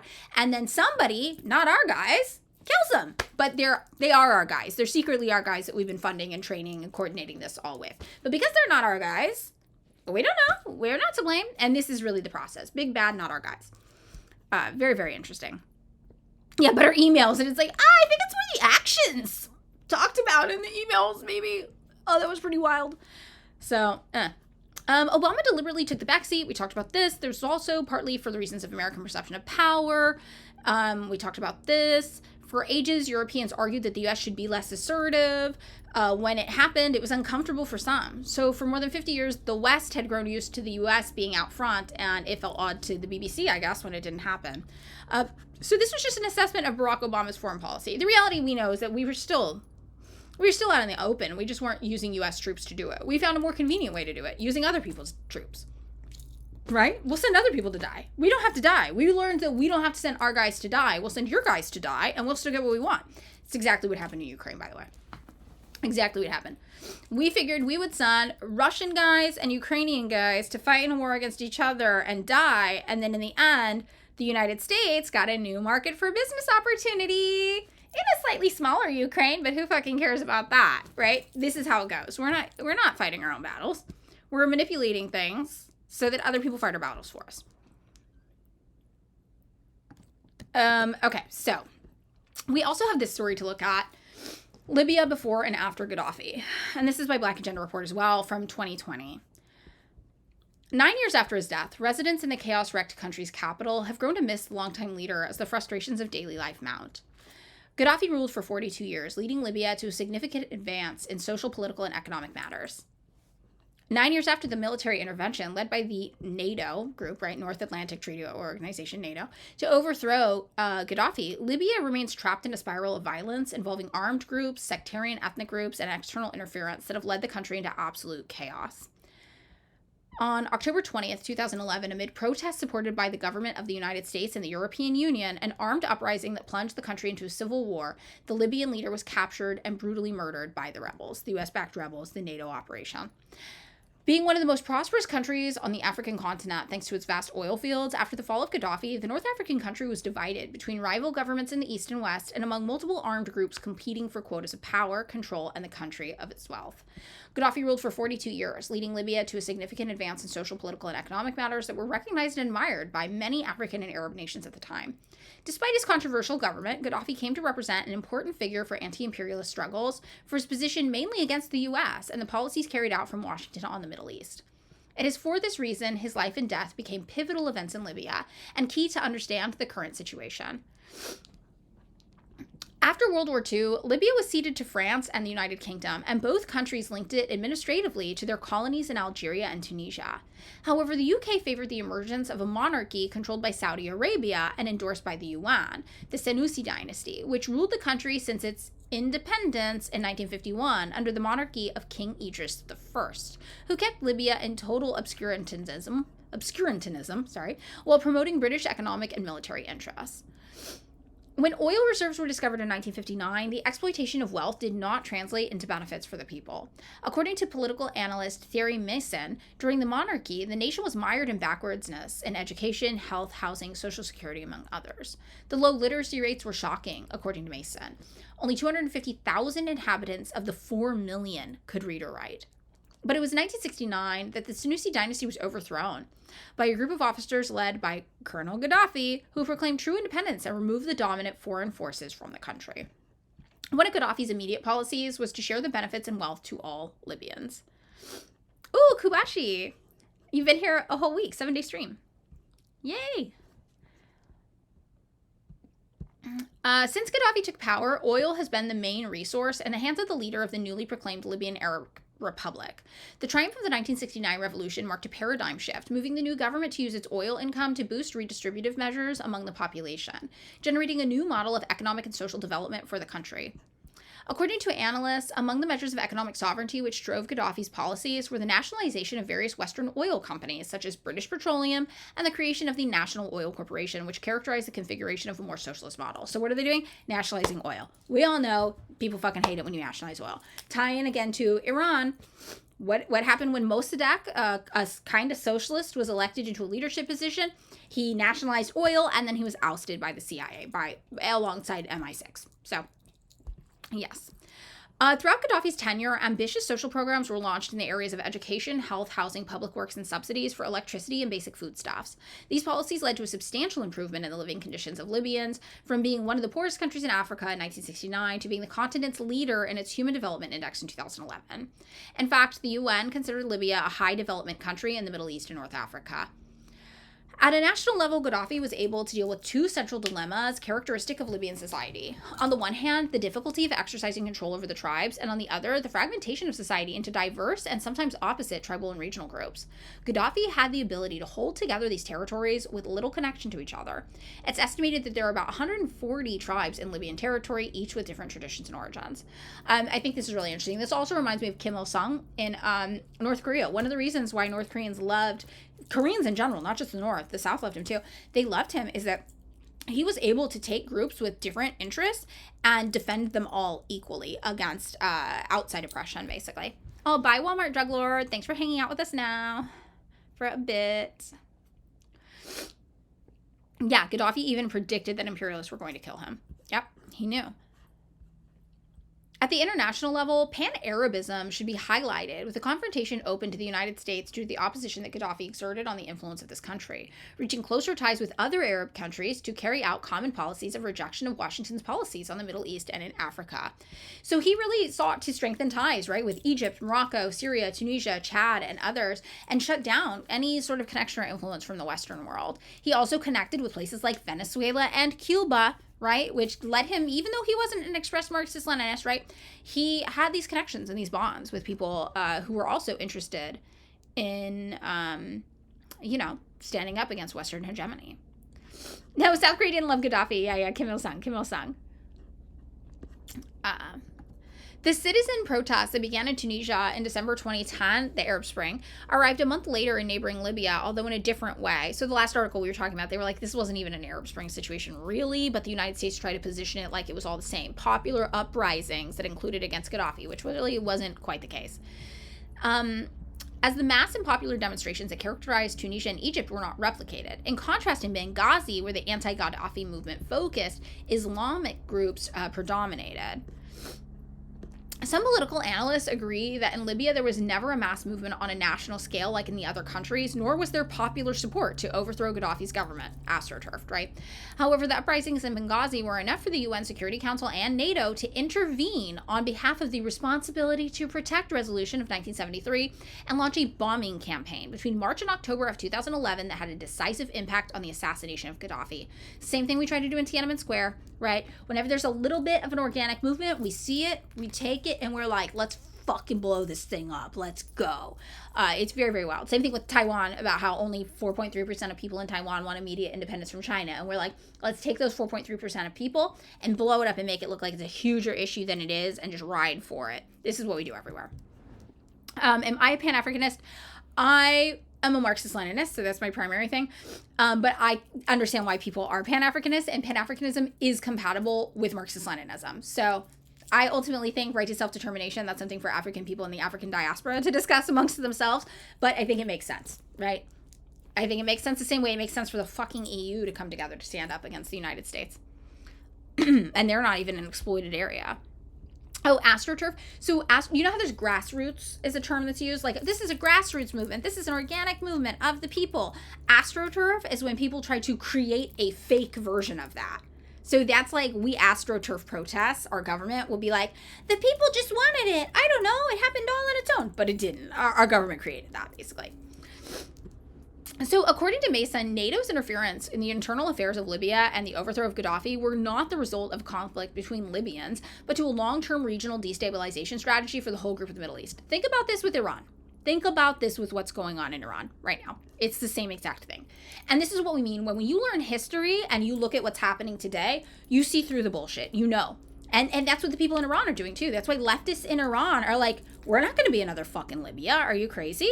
Get out of here, right? They know. They saw. They know. So this is why we learn history, because it gives us the proper lens to analyze and understand what's going on around us today. 9 years after his death, residents of the chaos-wrecked country's capital have grown to miss the longtime leader as the frustrations of daily life mount. I hate to say it, but our life was better under the previous regime, says Faiza Al-Naas, a 42-year-old pharmacist. referring to Gaddafi's rule, a sentiment shared by many Libyans, including those who had opposed him at some point. The economically and socially stable Libya under the Gaddafi versus a fragmented country without a government devastated by attacks, bombings, and continuous clashes is the result of the NATO invasion of 2011, a conclusion that many regret supporting almost a decade later. So, what does this mean? First of all, it means that you can't just pick a random person from a country and be like, what do you support? It doesn't matter, because if you're in the West, you need to stand by anti-imperialism 100% of the time. There are people there who are like, I thought I wanted this, I didn't. There were people in the USSR who were like, I thought capitalism was going to be better. It turns out it fucking wasn't. Just listening to what people want is not a substitution for developing your own political analysis and political perspective on a situation. And I think that's really important for people to remember. I think the lazy liberal approach is, I'll just wait for a person of color to tell me what to think. And then not only do I not have to do the work, but I get patted on the back for being a good person who listens. That is bullshit. That's not political analysis. That doesn't fucking work. And you end up harming people. So all of the white Americans who are like, yeah, people in Libya hate Gaddafi. Get rid of them. Go NATO. Right? When you look at this, you're like, how many fucking Libyans did you kill? How many fucking Libyan women did you force into sexual slavery with that undeveloped perspective? Because you were too fucking lazy to do your own political analysis, right? It's harmful. It's bad. It hurts people. So you cannot let people get away with being lazy like this anymore. And I think that's why it's really important to push back on people when they do that. And one of the most effective ways I found to push back when people do that, when they're like, listen to X voices, be like, which ones? Who? Which ones? These people they're not monolith. People in these countries have a variety of diverse political perspectives and opinions. So which one am I supposed to listen to? Right? You can't just pick one to listen to. There is no one to listen to. Oh yeah, what's your question, Kobashi? Let me look.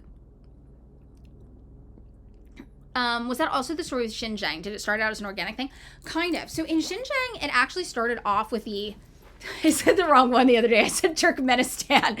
The East Turkestan Islamic Movement, ETIM, which is an umbrella org of a few different separatist orgs. But it wasn't just in Xinjiang. It was in 7 different countries. It would have spanned 7 different countries. They wanted to build their own country that was like a theocratic ethno-state, basically. And they were affiliated with ISIS. Many of these people who were in this group were also in ISIS or ISIS-affiliated groups. So they were terrorists. Originally, it was like 200 guys. This is never a super popular thing there. There were like 200 of these guys in Xinjiang, and they started doing a bunch of terrorist attacks. And China actually experienced, because of these people, their version of 9/11. And their approach obviously was just radically different. Instead of doing what we did, at first they did what we did. At first, they actually teamed up with the United States. The United States tried to bomb ETIM headquarters and try to fight them, and China did as well. But China was like, this isn't working. This isn't doing anything. It's making them also look like martyrs who are fighting for a good cause when they're not. They're like a group of weirdo 200 terrorists who are like, we're going to have our own country. Fuck you. And not just China was dealing with it. 6 other countries were dealing with this too, and also did not know what to do, all nearby each other. So that's when China actually went to the UN protocols for crime, and they were like, okay, we're just going to do the UN protocols for crime. And it was all about crime prevention. So they set up this whole crime prevention system in the Xinjiang region. And once they implemented this, they never had another terrorist attack again. They were able to effectively cut off the flow of people getting radicalized into the ETIM in Xinjiang. That's why now when you look at this to this day, the map of people who support the United States in condemning China for their Xinjiang Uyghur policy versus the map of people who support China, it's all the white Western countries who are like, no, China's bad and doing a genocide that's not verifiable, that's not backed up by anything. There's no evidence of that whatsoever. And it is all the predominantly Muslim countries that are like, no, we stand with China. This was actually a problem we experienced as well. 7 countries were dealing with this same group, ETIM. China's the only one that figured out how to stop it in a humane way that ended suffering. Because they were having so many terrorist attacks. These guys were killing other Uyghur Muslims in the region. They were blowing up buses while people were commuting to work and shit. Like, it was bad. So, yeah, China did a really good job. I'll show you guys actually the map really fast. I show this map to everybody. Anybody too lazy to do the reading, this map is a great resource. Be like, look at this map. Whose side do you want to be on? The same way you talk about that with North Korea, right? Who hates North Korea? Whose side do you want to be on? Do you want to be on Donald Trump's side? Do you want to be on, the Heritage Foundation side? Or do you want to be on the Black Panther side? Do you want to be on Palestine's side? Do you want to be on Thomas Sankara's side? If you can't be bothered to read and learn, choose your allies. Choose your allies. I choose Black Panther's Thomas Sankara, personally. You know, if you choose Donald Trump and the Heritage Foundation, have fun, queen. Do whatever you want, right? But this is the same thing we can do with the Uyghur situation. If somebody doesn't want to read, just show them and be like, I don't know, I side with these guys. What is this one? That's Venezuela. I have all these resource docs that aren't organized, you know.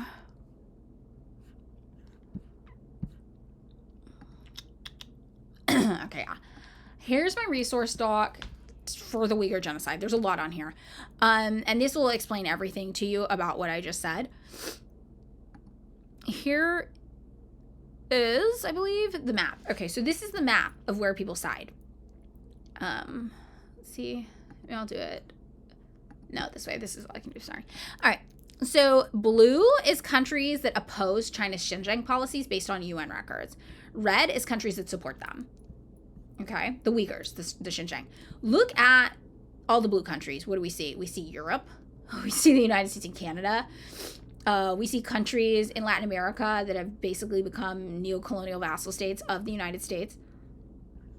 We see down here Australia. We see Japan. Japan, I'm claiming that as one of ours. That's a Western country. So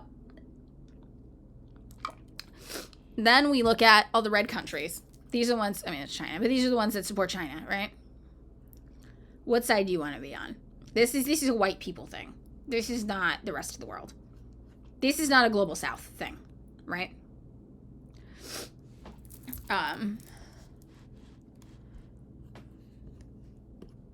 Yeah, it's pretty bad. So, all right, back over here. That's what the Black Agenda Report had to say about Libya. And this is 2025, March 26th. This is from last year. The scandal of a slave market in Libya. And this is from Human Rights Research Center. Human Rights Research Center accepts no funding from governments for our research campaigns. That is a big deal. So, you know, most of these human rights groups you see, the reason they have to say this is because most human rights groups are accepting massive amounts of money from U.S. and Western-backed governments to invent fake human rights scandals, to do atrocity propaganda, to make you hate our political enemies. So that's why they have to say this. And yeah, there. And most liberals don't know that. They're like, it's a human rights group. And you're like, this is an agency of Western propaganda. In 2017, the shocking revelation of a slave market operating in Libya where individuals were auctioned off for as little as $400 drew widespread condemnation. Footage depicting the dehumanizing treatment of these individuals, showing their inability to speak or resist, mirrored the horrors of the transatlantic slave trade. The horrific situation, reminiscent of the harrowing depictions in the novel Roots, highlighted the vulnerability of individuals in the face of systemic injustice and the absence of legal protections. The key difference is that in the novel, white men invaded their lands and forcibly took individuals against their will. In the current situation, people are manipulated into believing they can escape a harsh life and will willingly go with smugglers, only to find themselves trapped by predators. And this is the reality of human trafficking. You know, this is how human trafficking looks. You guys know all those weird TikTok trends where people are like, I got a zip tie on my car at a Target parking lot. I'm a middle-class white woman. I'm getting trafficked. You're like, that's not how fucking human trafficking works. This is how human trafficking works. People are often given job opportunities, told that they can escape to a better life, and then they go with smugglers, and then they have their passports stolen, and they are forced into labor against their will. All right. Oh, hydrate. That's the reality of human trafficking. Volunteering time. I got a few minutes. We're going to do it for a few more. I think I can go till 11:30 today, if that's okay with you guys. The reason is that I did a bunch of my work for my regular job yesterday extra. So yay. Yeah, those videos are so annoying, right? And you're like, literally the woman doing your nails might be human trafficked. What do you don't fucking care about her? I mean, not every woman doing nails is human trafficking, but you know what I mean? Like there are certain industries that are more prone to human trafficking. Apparel industry. I work in the apparel industry. It is extremely prone to human trafficking if you make things in the United States. Made in the USA is usually not ethical for a number of reasons. We have massive issues with sweatshops. We also have massive issues with human trafficking of women into these sweatshops. Like, it's fucked up and horrible. So this is the reality of human trafficking. And what they're describing here is the reality of human trafficking as well. Yeah, it's not a white lady named Brenda getting abducted from a random man at a Target parking lot, you know, in a suburb of Ohio. Arakimo, you agree with most of my points, but do you think it's a little silly to go full China defense? A lot of innocent people were put in re-education camps, religious freedom was suppressed. Who's telling you? What source are you getting this? I've never seen any credible source saying any of this. So that's why I'm pushing back against you. There are things in China that we can critique that are very real, like how progressive they are on gay rights. They're working on it. It's not as progressive as I would love, but they also culturally are just a little more quiet about elements of sexuality in general for straight people too. But it's not ideal. I don't love that. But this kind of stuff, I'm like, I've never seen anything credible about that though.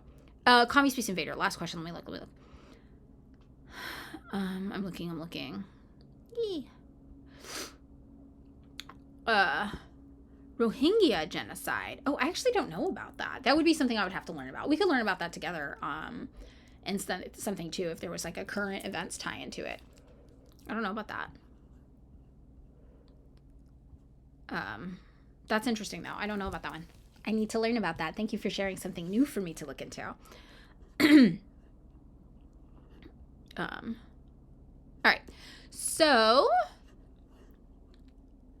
according to a report from Time in 2017, an investigation of the footage of the slavery market in Libya reveals how migrants were humiliated by smugglers who shouted, "Did anybody need a digger?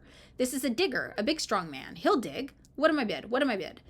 In April, the International Organization for Migration reported on slave markets along North African migrant routes, causing suffering for hundreds of young African men who were humiliated by being sold and bought on the open-air slave market.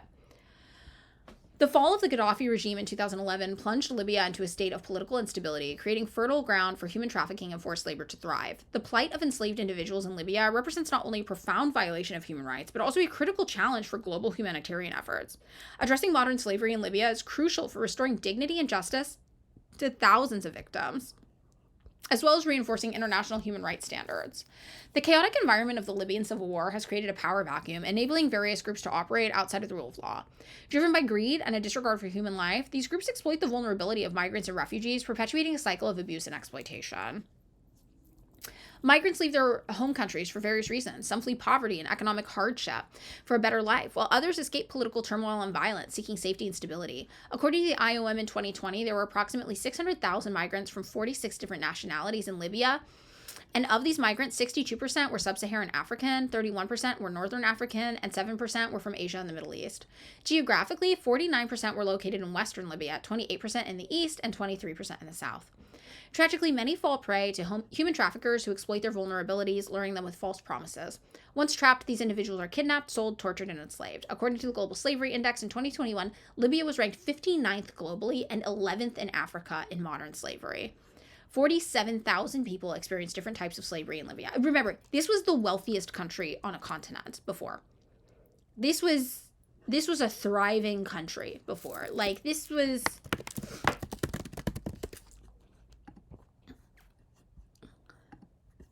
is a developed country, right, in 2010 that got absolutely destroyed. I'm trying to find, like, a good picture.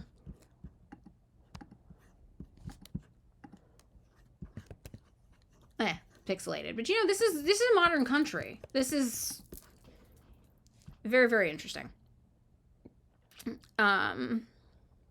What happened to the person who was saying the things about China? Did they ever come back with a source? Iraqi Mo? Because I would really like to know where you're getting it from. If you have a source you want to share, because we can talk about that. We can talk about the sources that we learn information from, because where you get information from will impact what you think you know about the world. And I do have, again, this resource document that you guys can look at to claim. I mean, the only credible thing I've ever seen is that, in China, you're not able to proselytize your religion anywhere in China. I actually like that. But you're still allowed to practice your religion. But the only thing I've seen that was ever credible was that, when they were going through this, it was religious extremist groups. They cracked down even more on that, on displays of religion. And that could be a human rights violation because people don't have the freedom to express their religion. That's real. That's a real thing that a real critique people had, Oh, okay. So, that could be it. I don't know. No source. Okay, well, if you have sources, come and we can talk about the sources. I'll give you guys this is in my link tree. This document right here is in my link tree. This is resources to research the Uyghur genocide. You can learn more about these claims and where they come from. It also has Jeffrey Sachs in there, our favorite lib. we've got some good stuff in there. That'll be interesting, I think, for you guys to look at. All right. So yeah, Libya completely destroyed by U.S. intervention, very, very obviously. Oh, we also were going to look into the Pan Am flight bombing. Do you guys remember when we talked about that? That was something, that was a terrorist attack, that occurred, that Libya was like, okay, we acknowledge that. We're going to look at, the military, the U.S. military's take on it. The Arlington National Cemetery, that's a military cemetery. So Pan Am Flight 103, we were talking about that earlier. The Lockerbie Memorial Cairn memorializes 270 lives lost in the terrorist bombing of Pan American Flights 103 on December 21st, 1988 over Lockerbie, Scotland. It consisted of 270 blocks of red Scottish sunstone, blah, blah, blah, blah, blah. On December 21st, 1988, Flight 103 was en route from Frankfurt, Germany to New York's London Heathrow Airport. At 7:02 p.m., 27 minutes after leaving London, the plane exploded. The 259 passengers and crew, including citizens of 21 countries, were killed. Among them were 190 Americans, including 15 active duty military personnel and 10 veterans. And this was something that Libya actually apologized for and took accountability for that happened. So.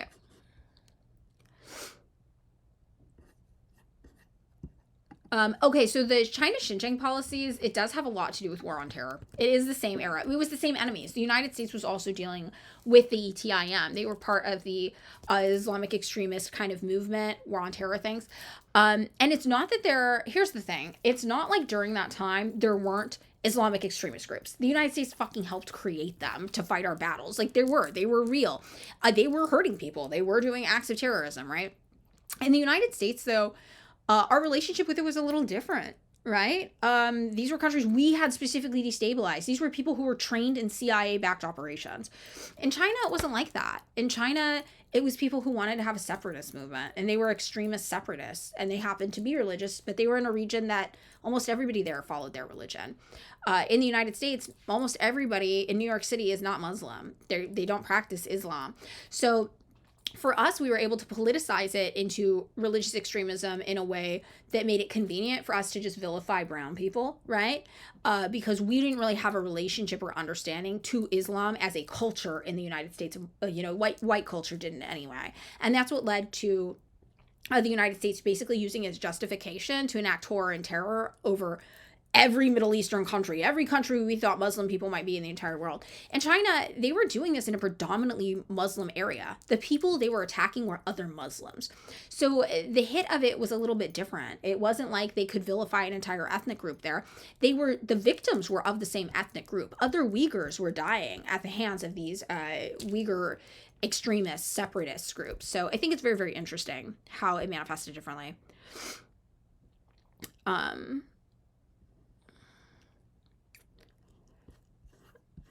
Is this interesting or worth looking at? Surveillance. I mean, surveillance tech isn't really, that doesn't really matter to me. I'm not really moved by any of those arguments about surveillance technology.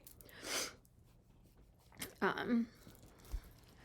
mean, also it's like, here in the West, we have surveillance technology too. It doesn't make much of a difference to anything where you live, I don't think. As technology develops and advances, like, it's going to be used by law enforcement. What matters to me more is what type of law, who is the law, and what are they enforcing? And that's why, to me, a socialist state, a socialist country, a country under socialist leadership anyway, depending on how pedantic again you want to be about it, it's not a problem to me. Like, defend your revolution, do your thing, you know?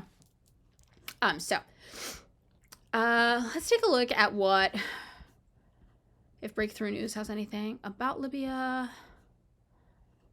I don't see anything.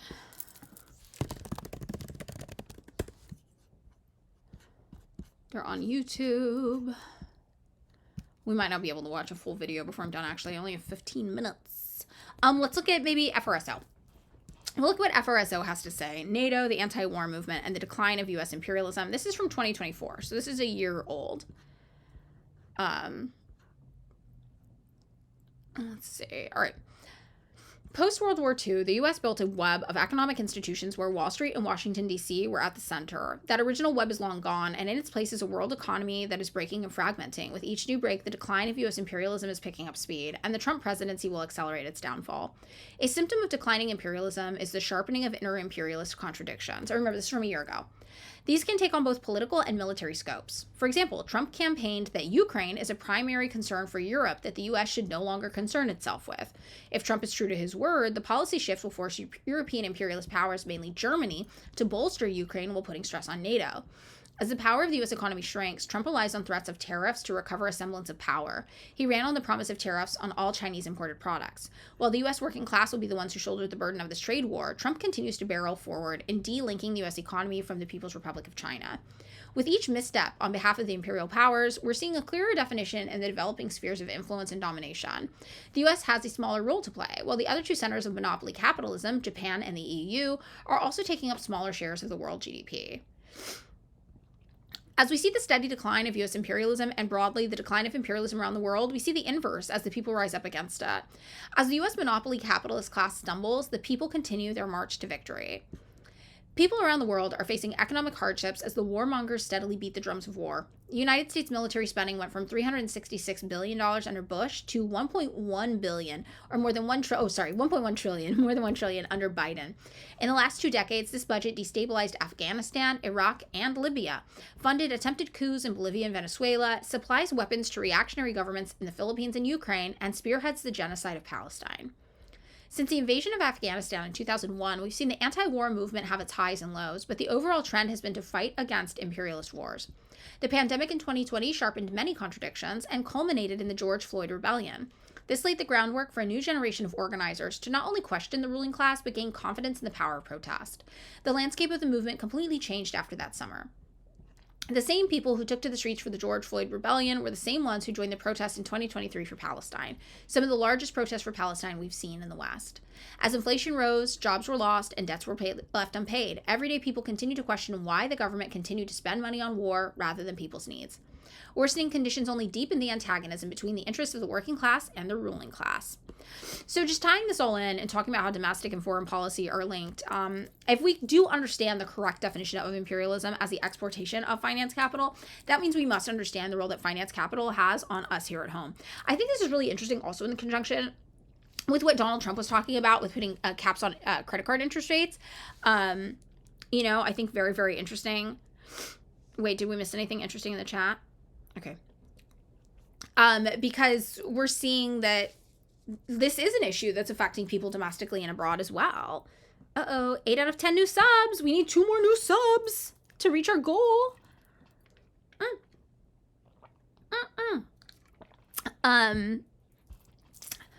Yeah, so these issues are connected, and I think that it's hard for a lot of liberals to understand why foreign policy relates to them. And maybe the easiest one is, as long as the government is spending money doing that, they're not spending money giving you healthcare. They're not spending money giving you a pension. They're not spending money fixing your roads or paying for your kids' schools to have better resources. They're not spending money trying to help subsidize housing. They're not spending money on us. And I think that for liberals, that's literally the only thing I've seen connect with them about why they should care about foreign policy.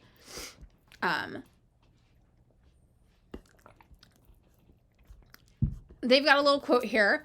Great Chairman Mao said in a speech, a talk to the editorial staff of the Shanxi Suyan Daily, if we tried to go on the offensive when the masses are not yet awakened, that would be adventurism. If we insisted on leading the masses to do anything against their will, we would certainly fail.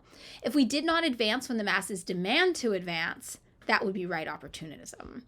I love this quote. I think this quote is so relevant, not only to the United States, but when people ask, why isn't China doing more to help other countries? Why? And this is something people talk about with BRICS. China's helping to build infrastructure in Africa. They are helping a lot of countries escape Western debt traps.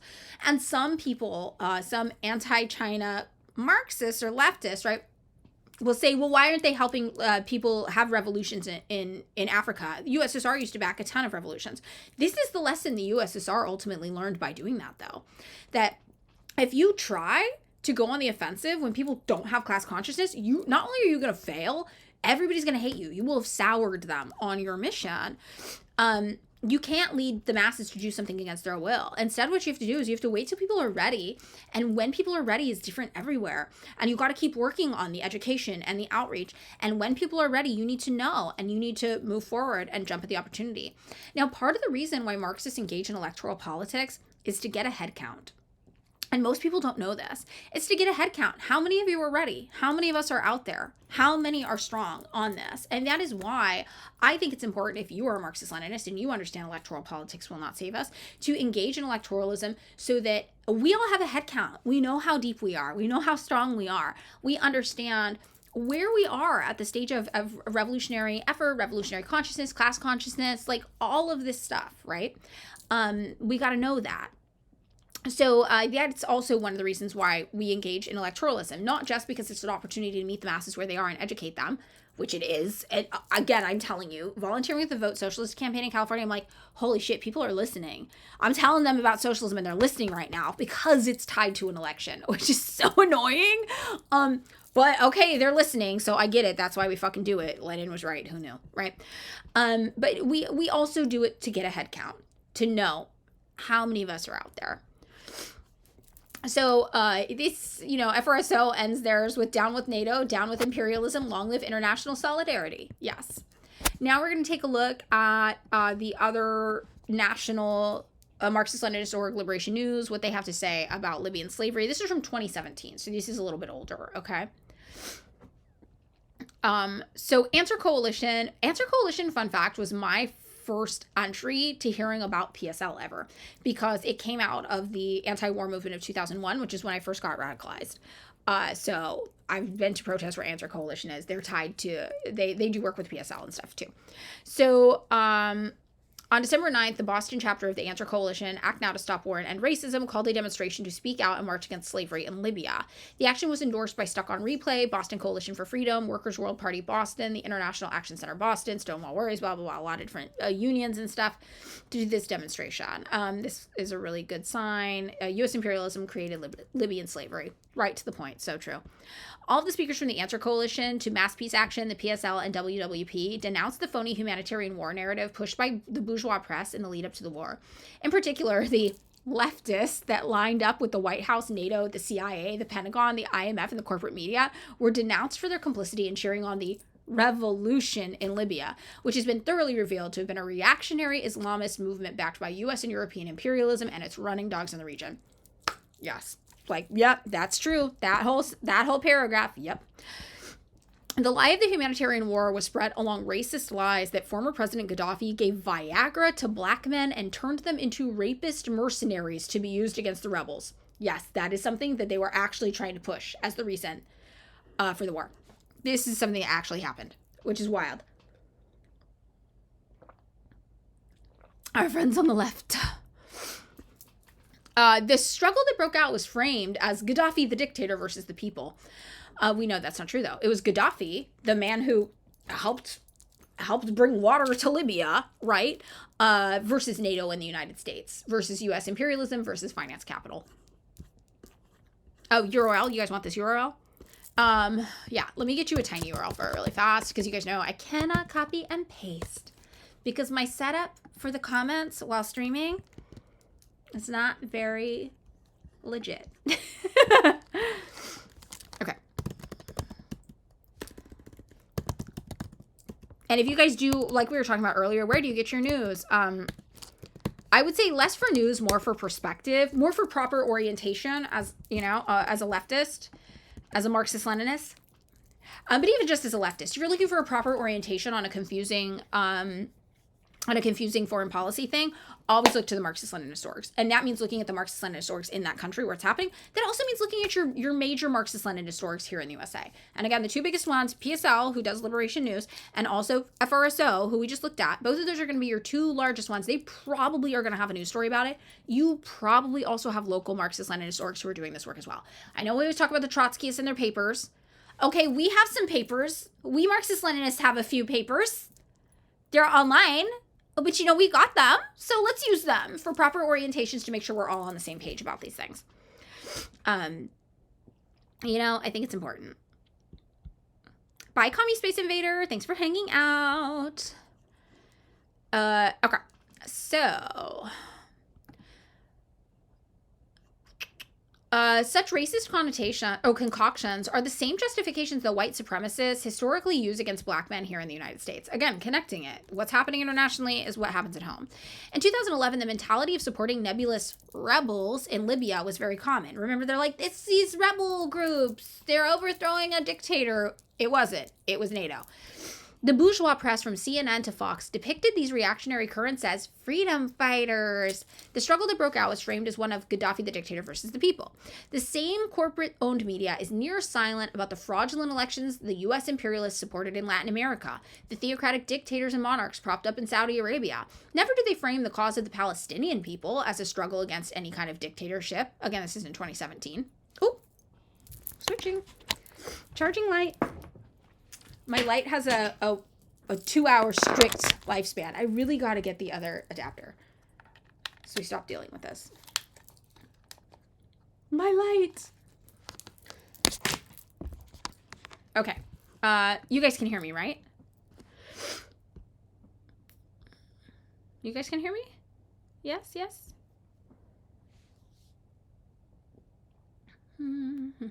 Yes, okay, good.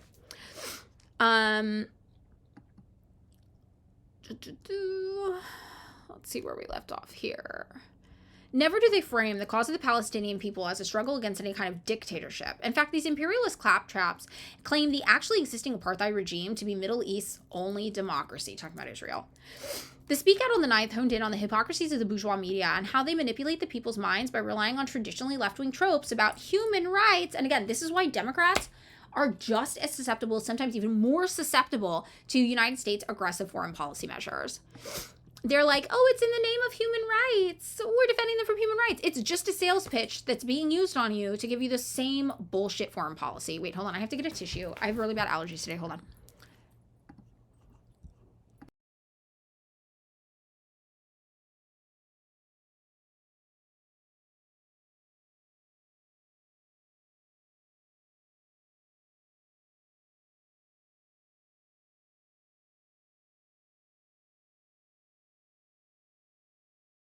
The nose, she ran a little.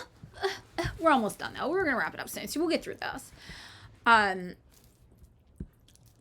Yeah, these left-wing tropes about human rights, I think that's really important. I don't know how we get through to the liberals about that one. It's like, and the thing I've started just doing is like, so you support Donald Trump's foreign policy. I've talked about this. So you support Donald Trump's foreign policy. They don't like hearing that. They're like, no. But they do. So one speaker, Steve Kirschbaum of the United Steelworkers Local 8751, addressed the fact that millions of people rallied behind the Gaddafi movement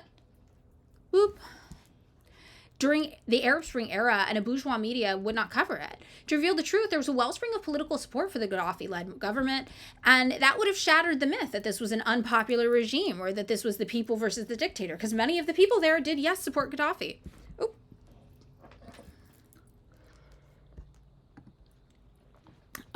So we've got Nino Brown of the Answer Coalition. This is a statement. Prior to the NATO intervention, Libya was the most prosperous nation in all of Africa. Libya, under the leadership of Gaddafi, drastically improved the living standards of the Libyan people. Universal health care was available to all of the Libyan people. Average life expectancy, which was around 55 years in 1969, was over 70 years in 2011, and it has not increased since then. This was 2017, remember. The average literacy rate of Libya reached 91%, one of the highest rates of literacy in Africa and comparable to countries in Europe. School enrollment in Libya was also among the highest in Africa. In 2010, Libya had the highest Human Development Index score in all of Africa, an index used to measure the level of development in every country. Libya had low rates of malnourishment, under 5%. Poverty was minimal, with less than 10% of the people living below the poverty line, which gave Libya one of the lowest poverty rates in Africa and in the world. Oil production was close to 2 million barrels per day before 2011, but dropped to less than 400,000 barrels per day afterwards. Some still claim that something of a revolution occurred that was part of the Arab Spring movements, but this is false. The Western states, led by American, French, and British imperialism, used their position in the UN Security Council to activate their responsibility to protect and passed Resolution 1973, which led directly to the arming of reactionary Islamists, ethnic cleansing of black Libyans, targeted assassinations of pro-Gaddafi civilians, and bombing civilian population centers with vital infrastructure Remember the one pipeline that brought them fresh water that held no military utility. As migrants, particularly Black Libyans, tried to escape the country, they faced a perilous journey to reach Italy, where they would be refused entry and forced to die at sea. All of this was in 2011 and 12, and where was CNN?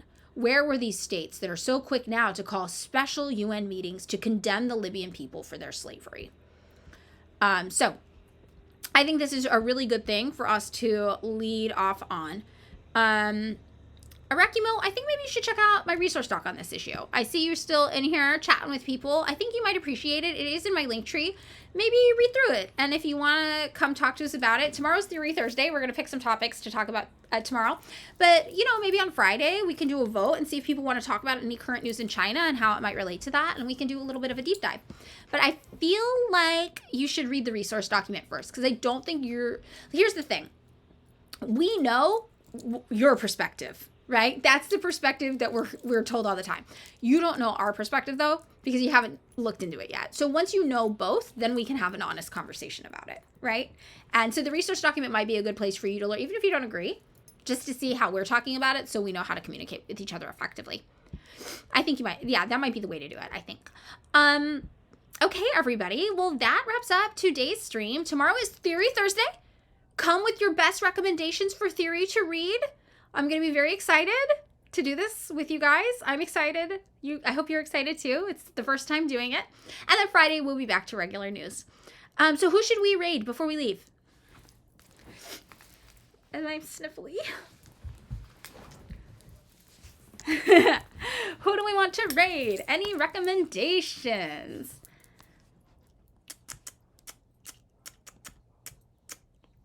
Zacap? Z-A-C-A-P? Is that how it's actually spelled? If I con us into doing your reading for your group. Let's see, how do I raid? Yes. Okay. Zacap. Z-A-C-H-A-P. Is that it? Should I do them? Zacap? Okay, first time chat. Thank you, Critical Ace Theory. I'm doing it. I hope I did it right. Yay, bye, Lord Oxium. Bye, everybody. Eep. Raid now.